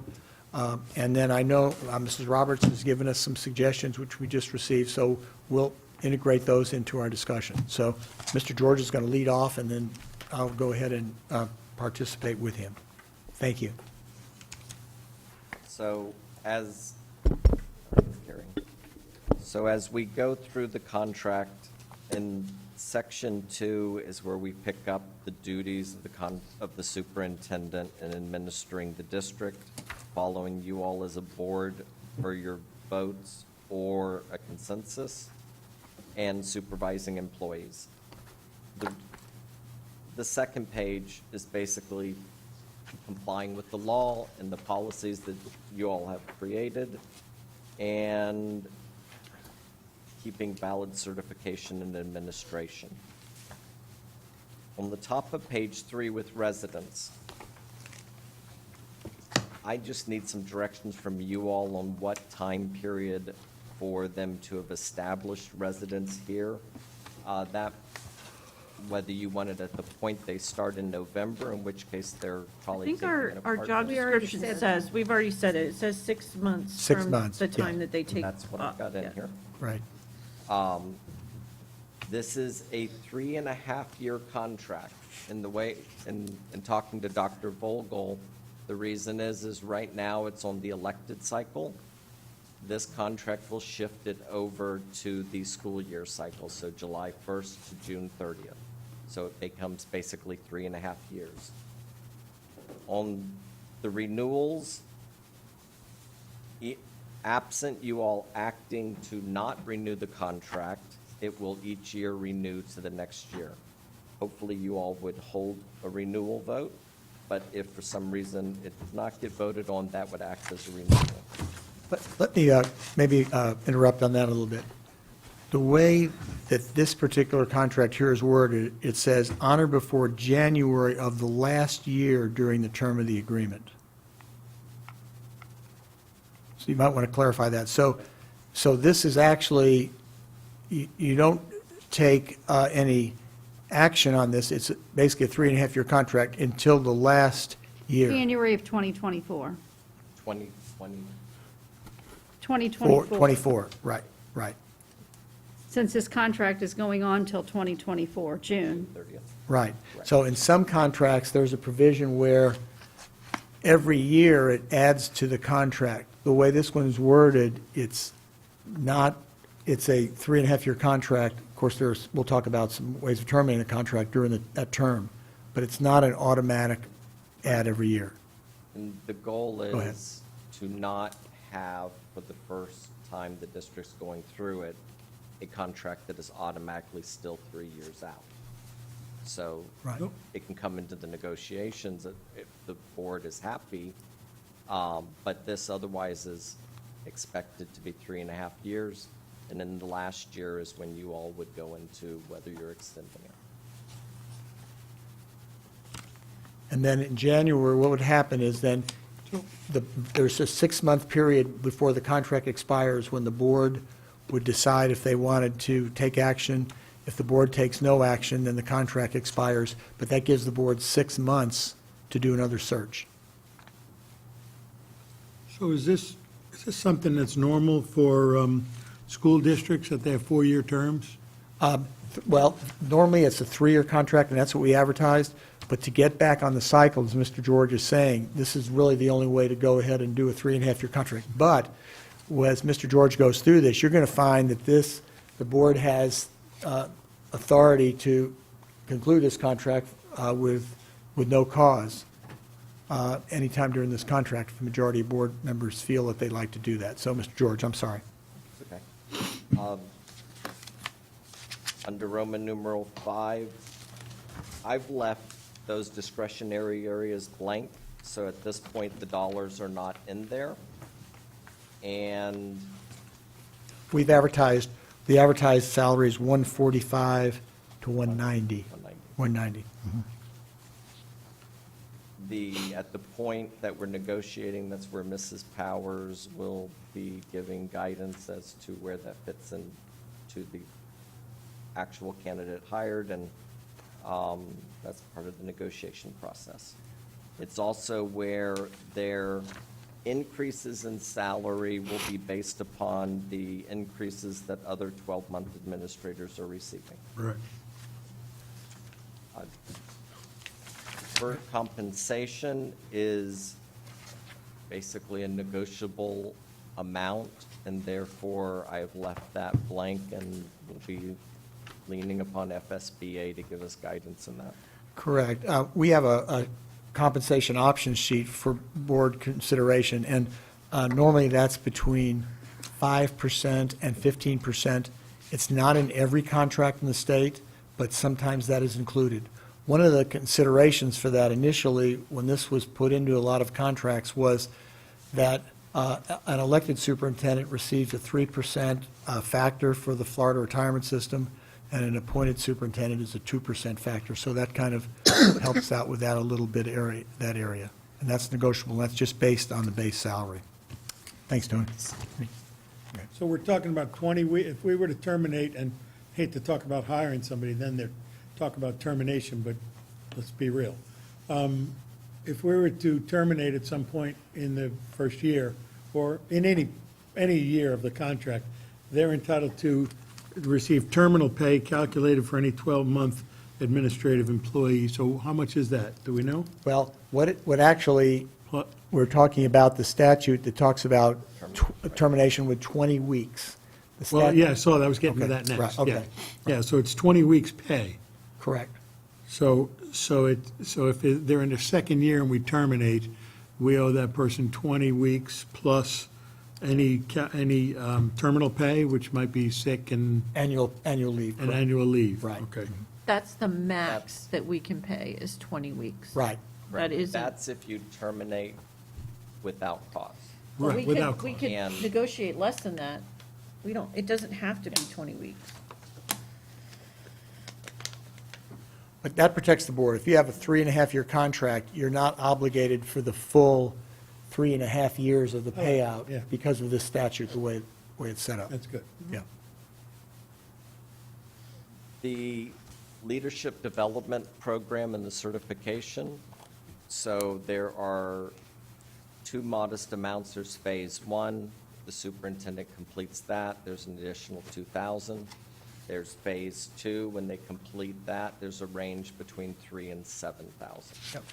Any of these individuals who may be selected would benefit from going through the program. This is the program that your superintendents have gone through. It's for the same exact program as elected. I can tell you, the first year, if they're hired and they start in November, it will take them the rest of the year just to finish that first part of the program where they could earn up to $2,000. They have to pass 3 tests and go through all that training, and then it has to be renewed every year. Then after they finish that, it would be probably the second or third year before they would even get near the point of finishing that phase 2, where they could earn anywhere from $3,500 to $7,500. And that's a project that the district, it's a district project, and then it's evaluated by an outside source through the Department of Education is involved in that. So they're not going to get that second part. So what type of time commitment is that, each one of those? Obviously, you know, we want this person to, they have to come in and learn our district and understand, meet the folks and get to know everybody and to get to know their job and to do their job. It's 3 probably one-day training sessions that they would have to go through, plus the regular superintendent's meeting. So it's not that much. Now, with where we are right now with COVID, and John and I are involved in the training of that program, we're probably going to end up doing a lot of it by Zoom, so it may not even be someone leaving the district. Okay. So but it's a really good program for anyone coming in. Thank you, Tony. We know or can expect that there'll be an automobile allowance and moving and possibly temporary living expenses. It is more or less standard in the state of Florida. And Dr. Vogel, am I correct on that? Sure, yes. We don't recommend district car use for the superintendent. We recommend an amount, maybe $500 a month or a negotiable amount for use of, for their personal vehicle, for their insurance and their costs there. And then with that model, the district does not pay any reimbursement within the county. If a person drives out of county on business to the capital or so forth, then they're reimbursed just like any other 12-month personnel. So why do you not recommend that they have use of a district vehicle while they're working? Just curious. It can be somewhat problematic in the use of the vehicle being parked off a campus in a residential area, or if someone is driving home and they see the vehicle at Publix. You know, they'll say, well, we saw your district vehicle at Publix, there's maintenance costs to the vehicle and so forth. So, you know, my recommendation would be just let the person drive whatever they're going to drive as a personal vehicle instead of using a district vehicle. I mean, our current superintendent has a personal car, but when she's going to schools, she drives a district vehicle. But I don't see the issue with it, but Yeah, that would be a board decision It if is the what board it is, felt I like guess. that. Yeah. I think it's perception in the community, so I get it. Yeah. Oh, I don't mind the way it's set up now. Actually, I think that works really well. Well, she does that like any other staff person can borrow the vehicle, right? I mean, I You get a think car that- allowance she has now? no, she does not have Or a does she car have her own allowance, vehicle? and she has a vehicle designated for her. Oh, she does. That she doesn't drive it to the grocery store, she drives it to work around the district. Right, she takes her personal car to work, parks it, and then if she has to go somewhere, she takes the district car. That's a negotiable point, something you can go ahead and talk about. I just personally think it's better not having, your model you have now is better, because I just don't think it's good to have the district cars parked all around the county. Right. The next one on F is moving and temporary living expenses, with a 6-month timeline for individuals to relocate to the district. We recommend, you'll probably want the superintendent to start almost right away. I'm not sure if they have a house to sell or what would happen. Normally, that amount can be anywhere from $5,000 to $15,000 for 6-month living expenses and moving. We don't recommend a reimbursement on the moving. We just recommend tying it all into one lump sum and let the person decide where they want to live and who they want to move, rather than try to line that up and reimburse. Okay, Mr. George. You're saying the living expenses? Temporary living expenses, correct. They, For- if someone is not living in the district, they're going to have to start right away. It depends on who you are selecting and how far away they are. Okay. And that's usually, the- So I just want, and I'm saving all my remarks to the end, I just want to I'm clarify trying- that. I'm trying to. Yeah, I'm trying to. So I'm just trying to clarify that all of this is negotiable. That Absolutely. When this That's comes correct. through, after Mr. George finishes and we each are able to give our comments, then at some point, the board chair will be working with the school board attorney to do the final negotiations. Is that the way that it absolutely works? correct. Okay. That's the way it is. Okay. But if we like to talk about these things right now, because if we just, after we wait till the end, and Mr. George and the chairman all of a sudden come up with this, the board, the board might say, well, we don't want any deferred compensation, period. I haven't heard that right now. Well, we haven't said anything yet because Right. we're trying to let you get through the 14 pages that we have, so. Okay, great. Well, we're going pretty fast. Okay, back to you, Mr. George. So it covers membership dues, travel expenses when out of the county, accrues leave like other administrative, 12-month administrative employees. I would like to make one comment on leave if I can. Okay. One thing that may occur, and we've had this come up, is that in other, the individuals that are in Florida probably have accumulated a good number of sick leave days. So they would, in many districts, would lose all those days if they take a position in this district. So there's a couple of options. One option is that all the leave days are transferred in, and then you match up the number of days that you earn in the district, one for one, with the days you would bring in. So if someone is hired, 12-month administrators in Florida, there's 1 day of sick leave for every month. Okay, so you earn 12 days in Martin County. If you're from another county and bring it in, then the concept is you can bring in to use that exact same number. So at the end of the first year, if they use no days, they'd have 12 from Martin County and 12 from another district. But some individuals may have, 100 days of leave. So you can bring all those days in, but you can't use them as days because you can only use the same number you earn in this district.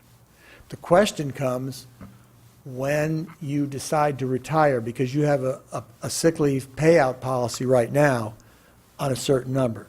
So some districts have policies where you can only get paid out for the number of days you earn in the district, and some have where you can be paid out for all those days over a period of years. So I just want to let you know, that's maybe, if you hire someone from Florida, that's going to be a negotiable point. So it's really no upfront cost, but it is a long-term cost, depending on how long the person stays. Okay, I'm sorry. At the point the superintendent is finished, they're entitled to any terminal pay that they've accrued under our policy. I know you all were discussing different variations of that in the workshop, if it gets changed. And I guess we'll come to questions at the end. The termination of the agreement.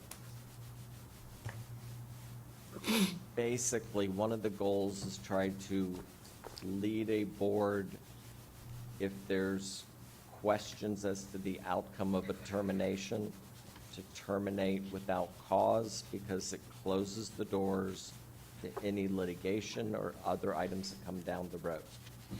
So that's where the provisions for the 20-week payout come from. It also means it's effective immediately, and there's no follow-up following a vote without cause.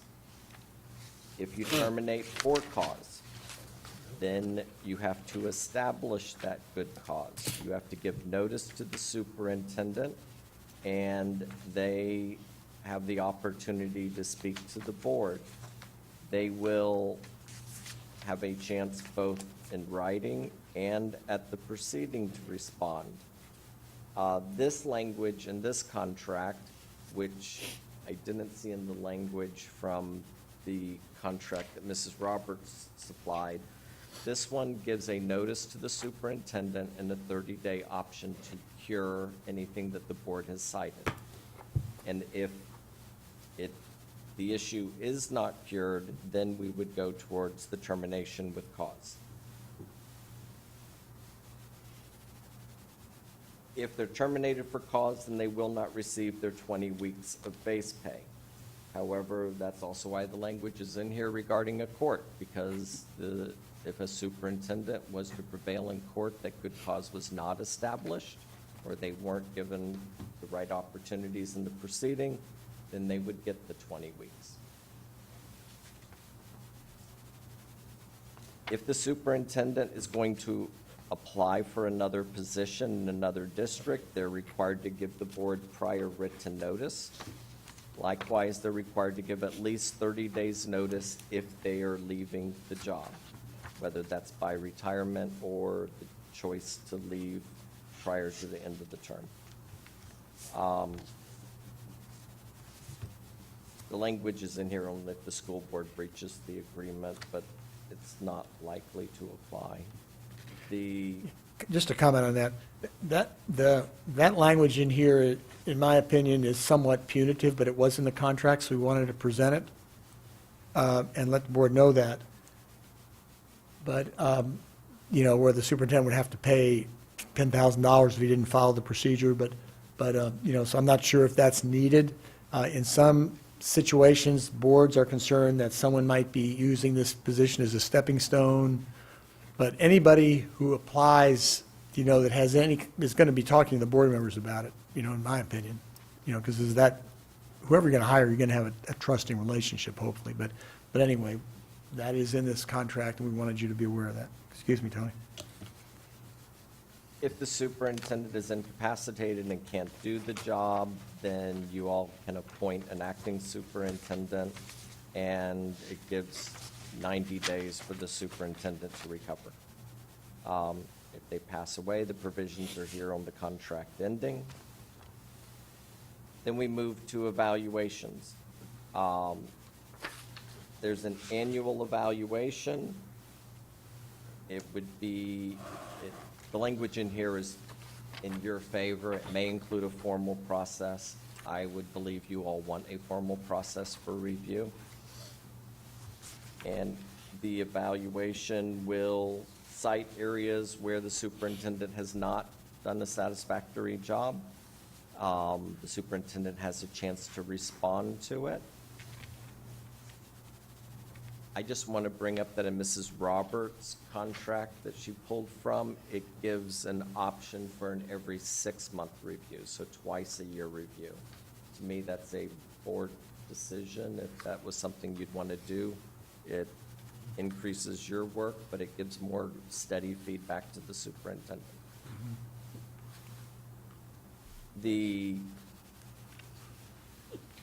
Dr. Vogel, did you want to talk more about the annual evaluation?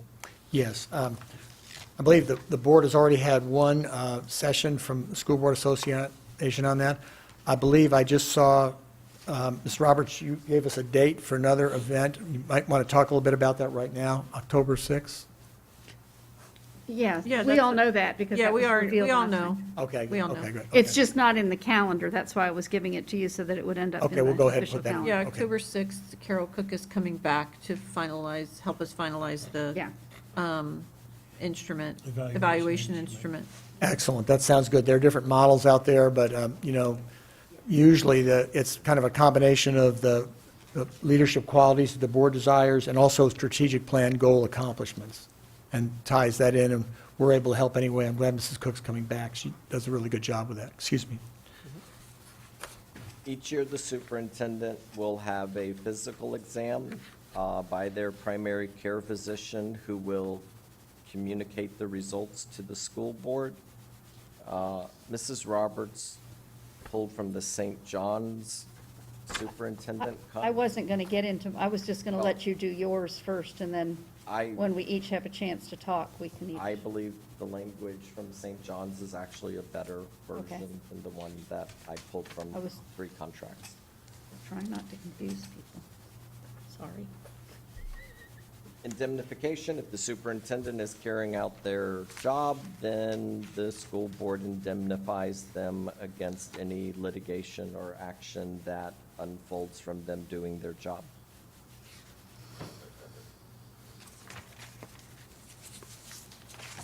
So in what manner would cause that to, a superintendent to lose their hold harmless and indemnification?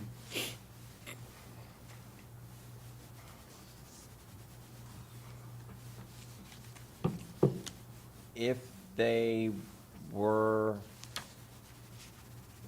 for instance, if they were intoxicated or using drugs, if they were doing something that is a violation of the law, This is Something. on the job or during employment? this is, It means when they're getting sued. It means if they get sued, pretty much if they get sued and they're just doing their job, that we're going to defend them. But if they're not doing their job and we're doing something wrong, then we aren't going to defend them. Scope of their job. Outside the scope of their job. They get a DUI on the way home after an accident, and they get sued from that accident on their way home from work, or out to dinner that night.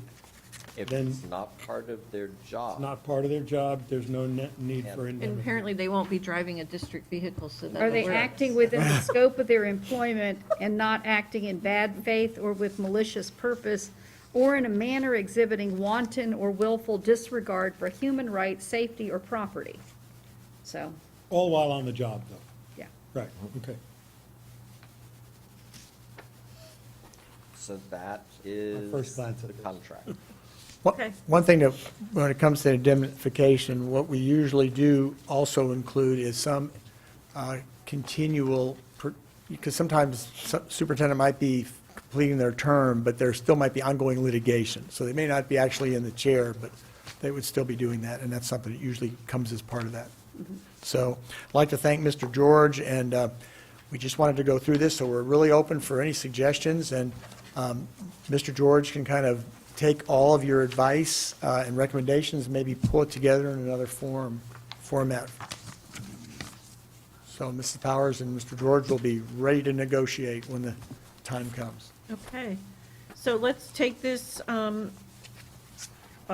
any questions on the first page, item number 1. Yes, I do. Okay, yeah, I see your So- comments. So before you get to there, I have some things I didn't put language in there for. The second whereas paragraph, I noticed that you quote 3 statutes, the 1001.48, 51, and 53.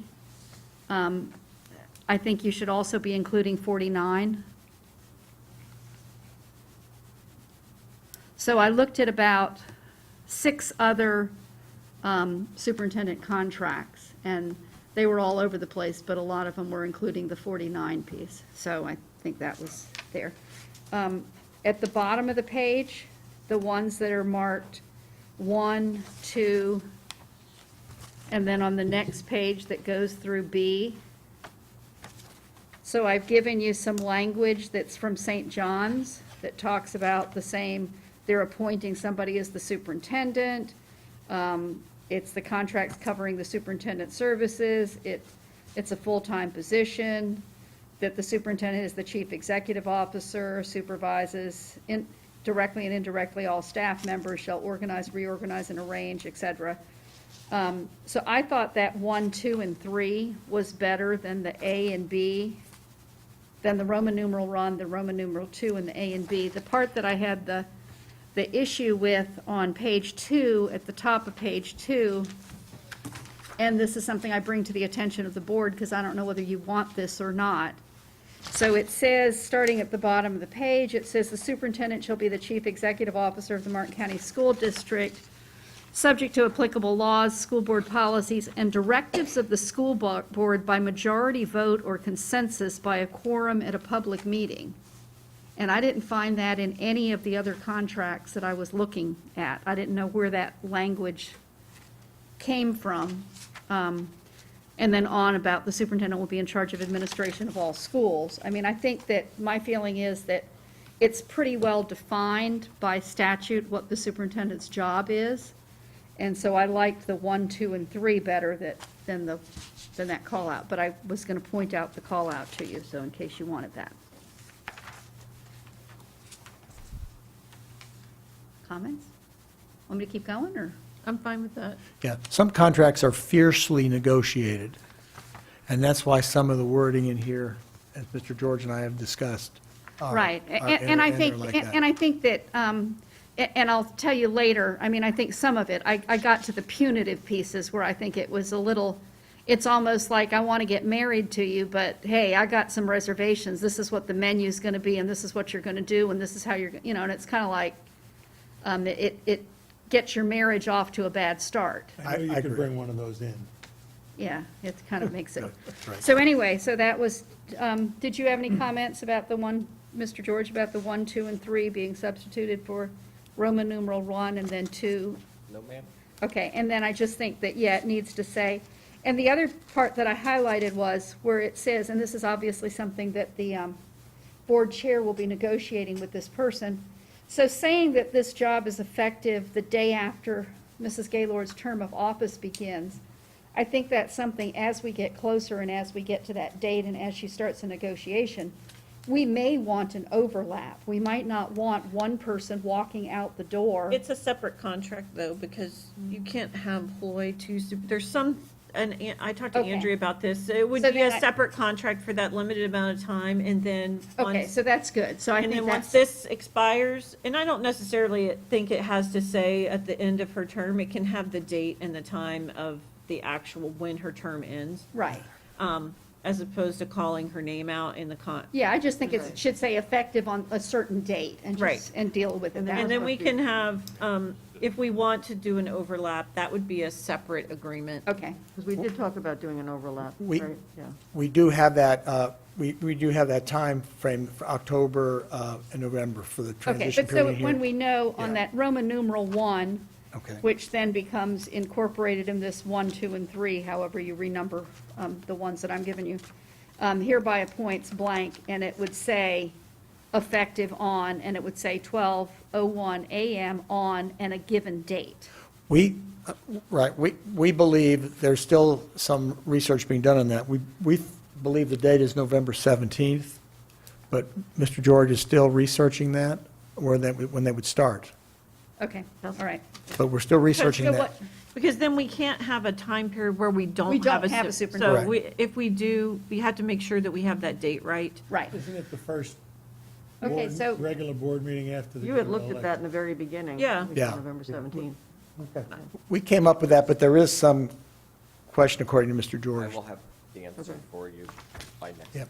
week. So, We also have some language that can either be about transition, that you can put in, how you can employ someone. We have that, and I can give that to Mr. George. You can have it as a separate item, or you can incorporate it. So I'll get that to Mr. George. okay, continuing on the bottom of page 2, where it talks about certification, where we're calling out in this contract that the superintendent shall all times keep a valid certification issued by the Florida Department of Education. So then I refer over to the piece where we're paying, and we're saying, hey, by the way, if you get this certification, we're going to give you money. Let me find it. It's on page 5. 4 and 5, I guess, right? So I didn't know whether that was somehow contradictory. On one hand, we're saying, we want you to get this.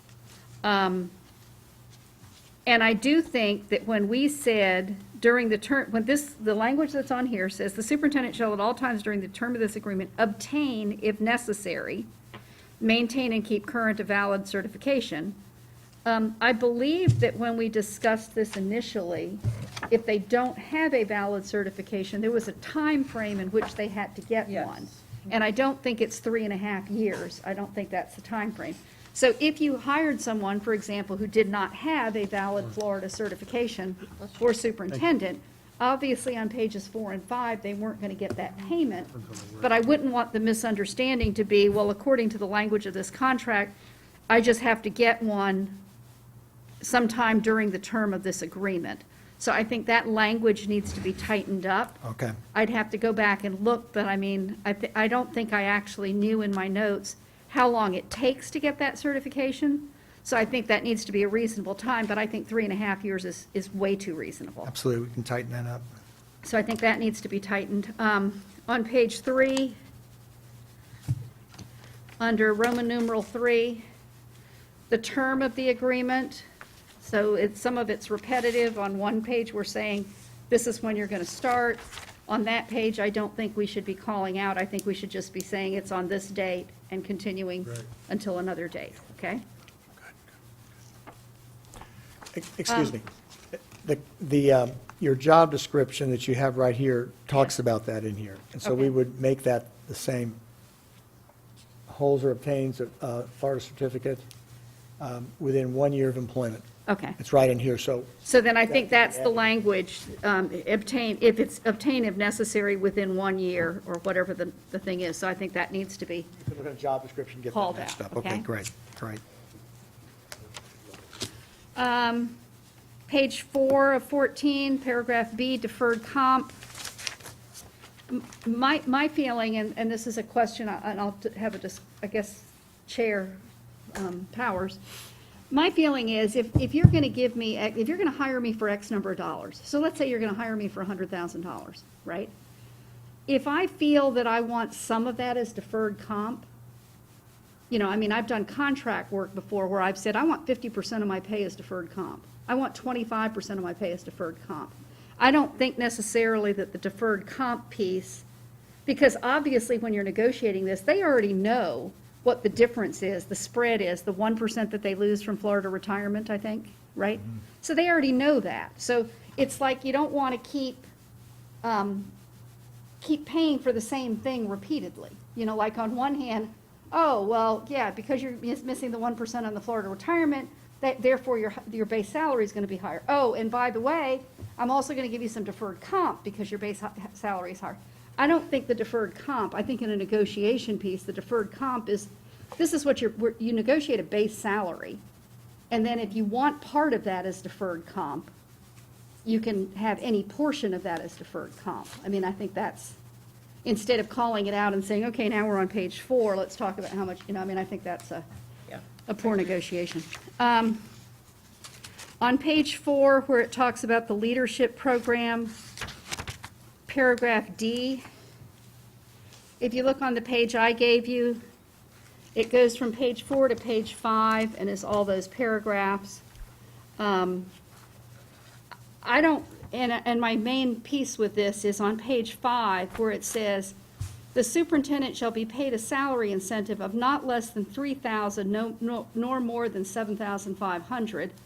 I think it should be more like the piece I gave you on the little page that says number 19.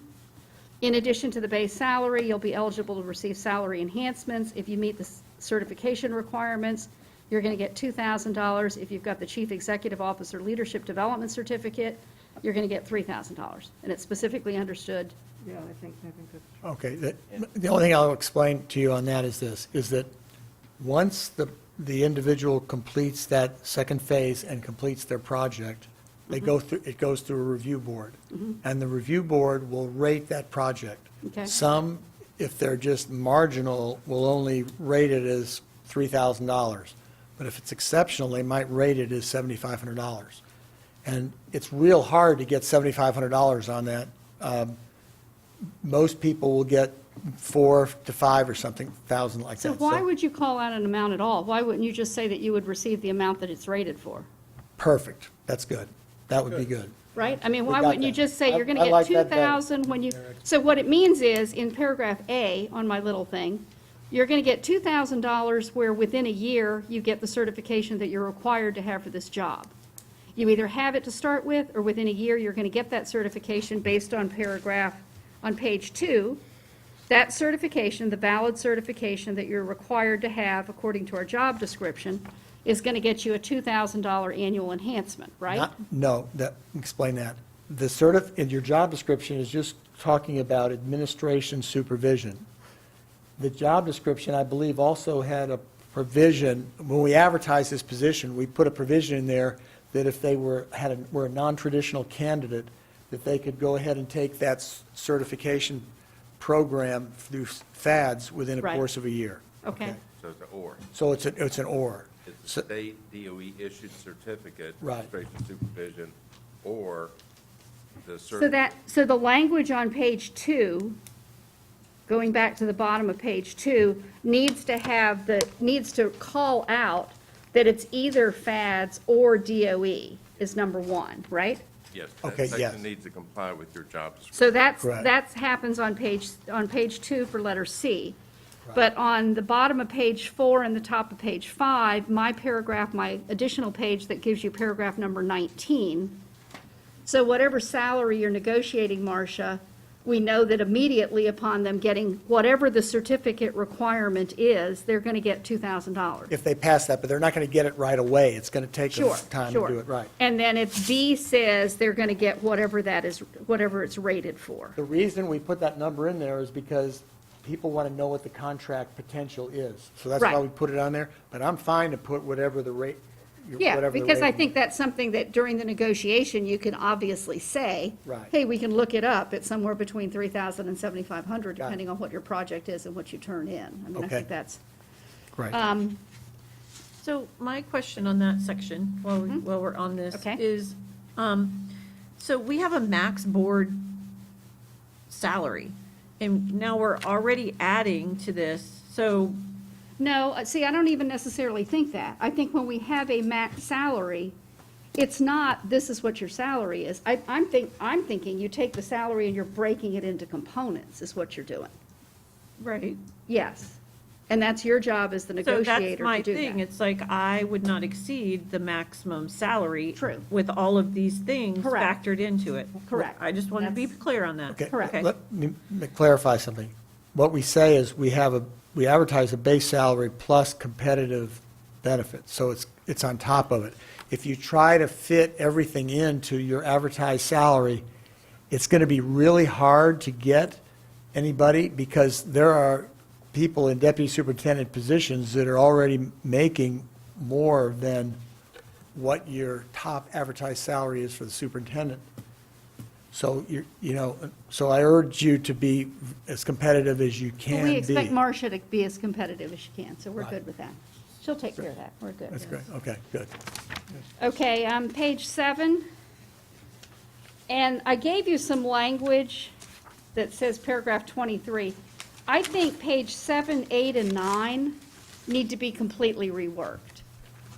I don't mind talking about termination of agreement with cause, termination for cause. I'm not really sure superintendent termination of agreement, but I think those 3 pages need a complete, whether you take it from St. John's, whether you take it from Alachua, wherever you take it from. But I mean, I think those three to me sound offensive. They sound argumentative and offensive. It's kind of like if you're planning on doing this. And at the same time that you're doing that, I'd like to direct you to terminal sick pay. So our terminal sick pay policy does say the 1-for-1, you Right. can bring in whatever you did. But it also says if you're hired after June 30 of 2011, right? If you're hired after July 1 of 2011, you're only going to get paid your accumulated of sick leave after 15 years of service at a daily rate of 50%. So, I mean, I think that we need to be, we need to be sure that we're complying with what we're doing instead of just, Okay, we're talking about 50%, correct? yes. Okay, the question though is, and this is where it's a negotiable point, does the sick leave that you bring in count to that?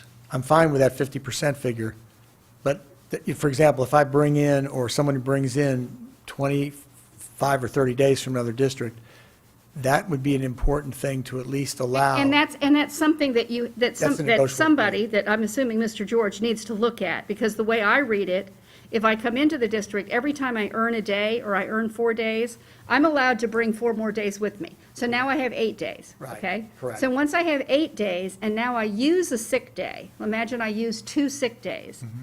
and I know that we've had these discussions before, which sick days am I using?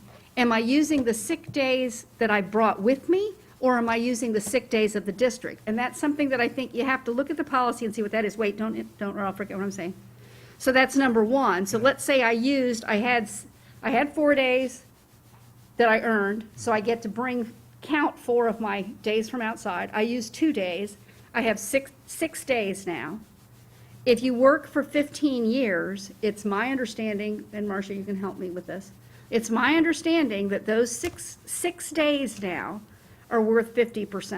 Okay. And what we do is, we use, remember, that's the convoluted formula where you get paid based on what your day was worth when you earned it. Right. So it gets very convoluted, but I mean, I think it needs to be clarified and explained so that you don't think, hey, I've got 100 days. As soon as I earn 100 sick days at Martin County, I've now got 200 days. And you're not going to get paid 200 days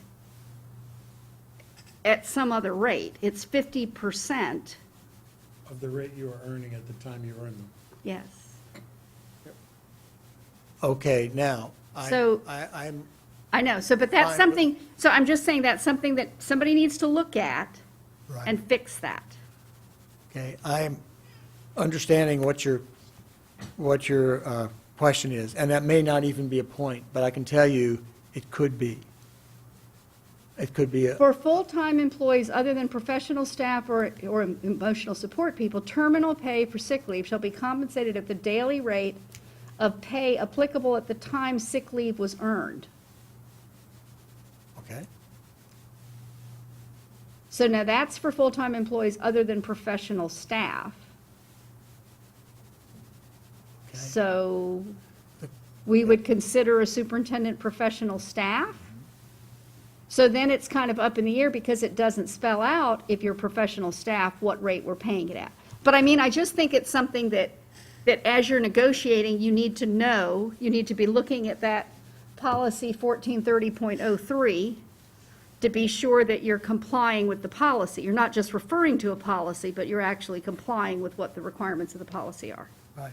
But- And then obviously it gets negotiated from there, I mean, Right. which I think is fine, but I think you need to know instead of just referring, saying, yeah, you're going to get it like everybody else does.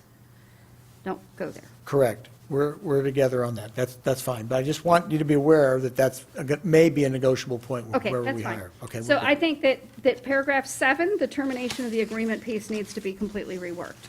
Okay. Moving on, page 10, the annual evaluation piece. So, Mr. George, you were talking about the A, which talks about annual evaluation. The part I didn't like was the beginning where it says, annual evaluation, each individual school board member can prepare and present a written or oral evaluation of the superintendent's performance. I think that puts us in a bad position when we're saying we can, because it's kind of like we can or we can't. If you feel like it, you can do one. If you don't feel like it, you don't need to do one.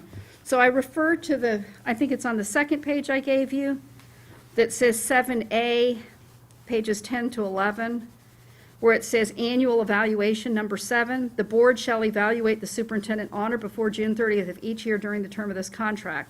The evaluation shall be in writing, shall be a public document placed in the superintendent's personnel file. It'll be based on the strategic plan, the district goals, and relevant factors affecting the superintendent's job and performance.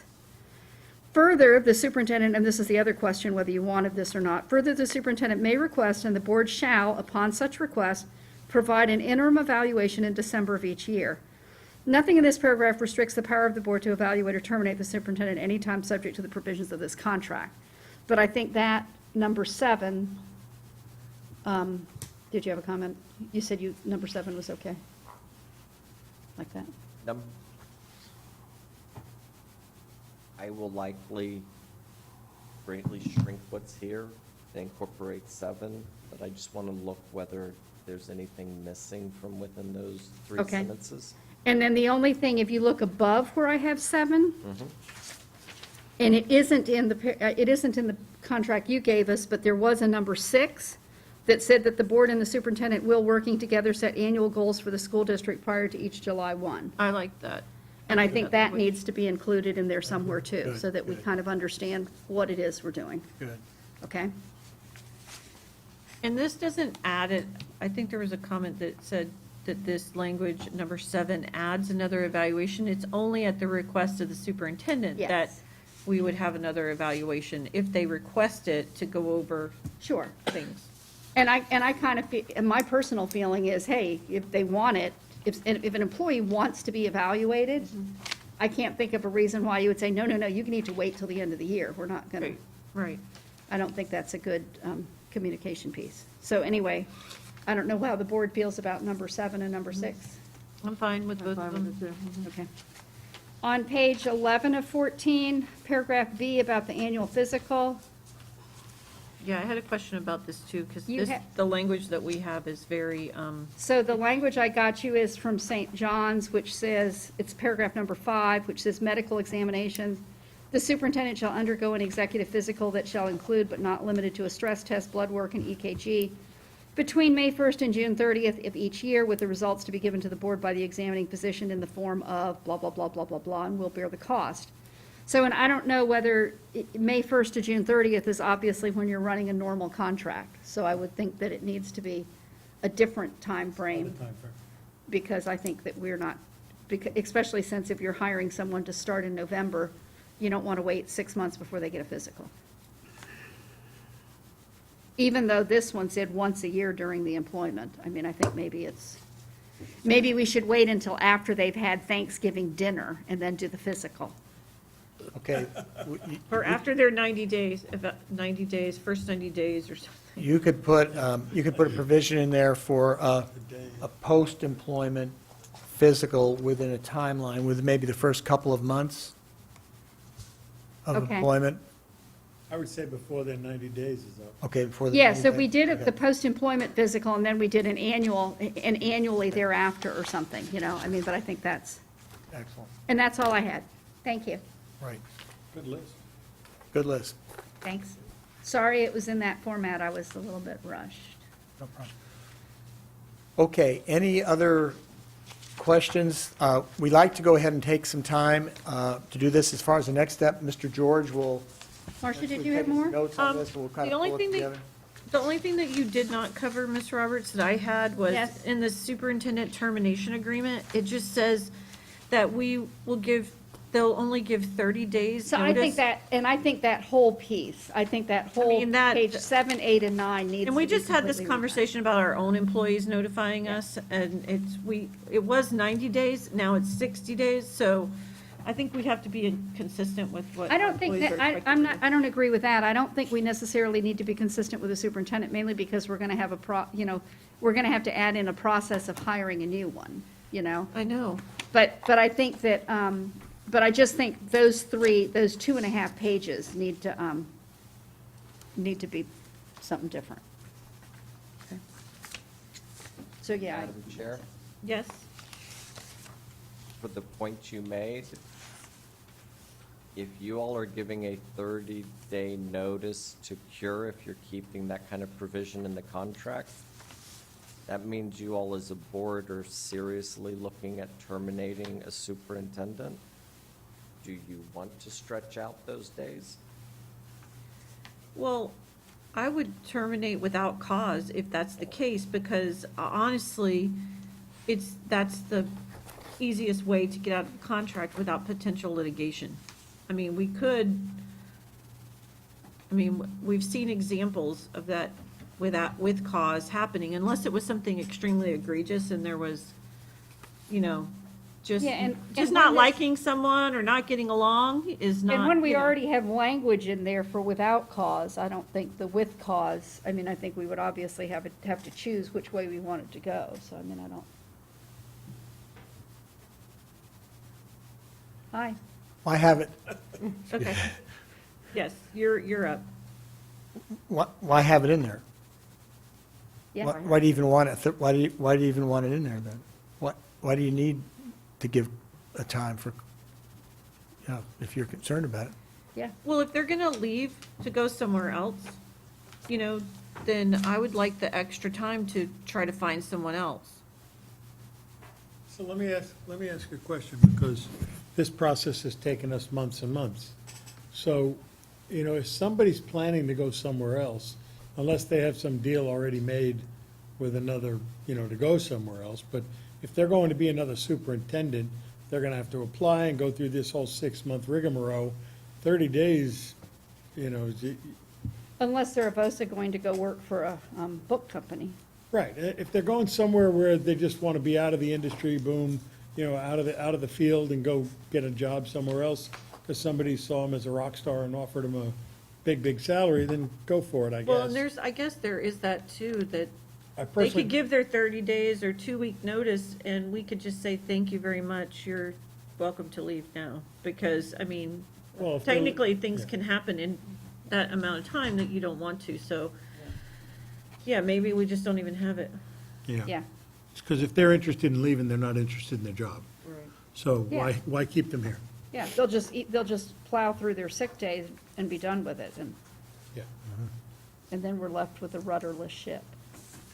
Or they will just come and not be effective. And not do anything, yeah, just sit around. Just take all the Right. vacation time. That's Eat why the you have a bonbons deputy and, yeah. superintendent. There we Yeah. go. Good. So that needs to be. Thank you. That's all I had, sorry. Great. Did anybody have any other comments? No, thank you, Mrs. Roberts. Sure, no problem. Thank you. I think this was very productive to at least discuss this up front. So hopefully I'm optimistic that whatever we'll end up with a good negotiation. Next steps on this, Mr. George and I will work together on it, and we'll send one another one around for you. But everything will be subject to Okay. what happens after we select And maybe the way to superintendent. do it is to give us several options on the termination piece. Like this would be option, like board doc, like Neola does. This would be option 1, this would be option 2, so we Okay, can kind and of. that's on termination, That's the termination language. So all the other language we've figured out, but it's just that, this is not when the superintendent wants to terminate, this is, either one. way, I mean, I okay, think those, got it. all those paragraphs, it's 7, 8, and 9. okay, Those 3 pages of termination stuff, I think, need to be okay, cleaned up so that, right. yeah, but you could tell it was a little bit harsh. Yeah. What our goal is, once you select the superintendent, we always encourage the applicant to wait and receive the format that the board and the chairman send, and then work off that format. And if they want to get legal counsel, look at some of the other areas, but we like to work off the board format. Right. And that's why we go through this process. Okay, thank you. We accomplished a lot tonight. John, anything else that we might have missed? I think we're good. Okay. So should we, so just since we have everything nailed down except the termination piece, and since it is the month of September, should we be adding to our September meeting agenda that the board will look at and indicate A, B, or C for the termination language? Would that be? We could do that. Because otherwise, we're not going to be meeting before Okay. we get to the point where there's where the chair's negotiating, and then at that point, to be running around and saying, which I'm sure is done all the time, which language do we want to use? Did you want A, B, or C? I'm thinking that if at our next board meeting, which would be September 15th, just as an agenda item, if we had Okay. termination, superintendent contract, termination language as an agenda item thing, and the board would then indicate, we would have read item A, B, or C, and we would then indicate this is the one that we want inserted there. Does that make sense? Sure. And then obviously, the chair is still going to negotiate from there, but then at least she has a scripted format that she's negotiating from. With the changes that we've discussed, I would feel better if it came back to the board when you had a different version to look at too. Sure, yeah, I do too. Yeah. I would feel better about that as well, Okay. to Yeah. make sure that it covers everything. yeah. Right. Dr. Vogel, that means you and I will be discussing likely across the weekend? Certainly. Because Monday, they're closed, Tuesday's the deadline for the agenda. Okay. Okay? Sure. Okay, thank you. We'll do our notification of our finalists, and soon you'll be receiving on September 8th, introductory video. Perfect. Thank you. Thank you. Thank you. Thank you very much. Thank you very much. Okay, now it's time for open to the public. We have one, and this comes from Jean Jordan.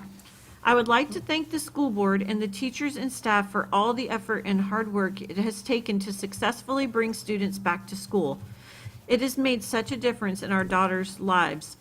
They come home happy, have stories to tell, and they are learning in a safe environment. Moving to Martin County last year was one of the best decisions we have made. Thank you again for setting a great example for the rest of Florida. We've got this. # all in Martin. Jean Jordan. Thank you. Is there any board comment? No, ma'am. Seeing none, this meeting is adjourned. Thank you all very much. Thank you. Thank you. Have a safe trip back. Thank you. Thank you, guys.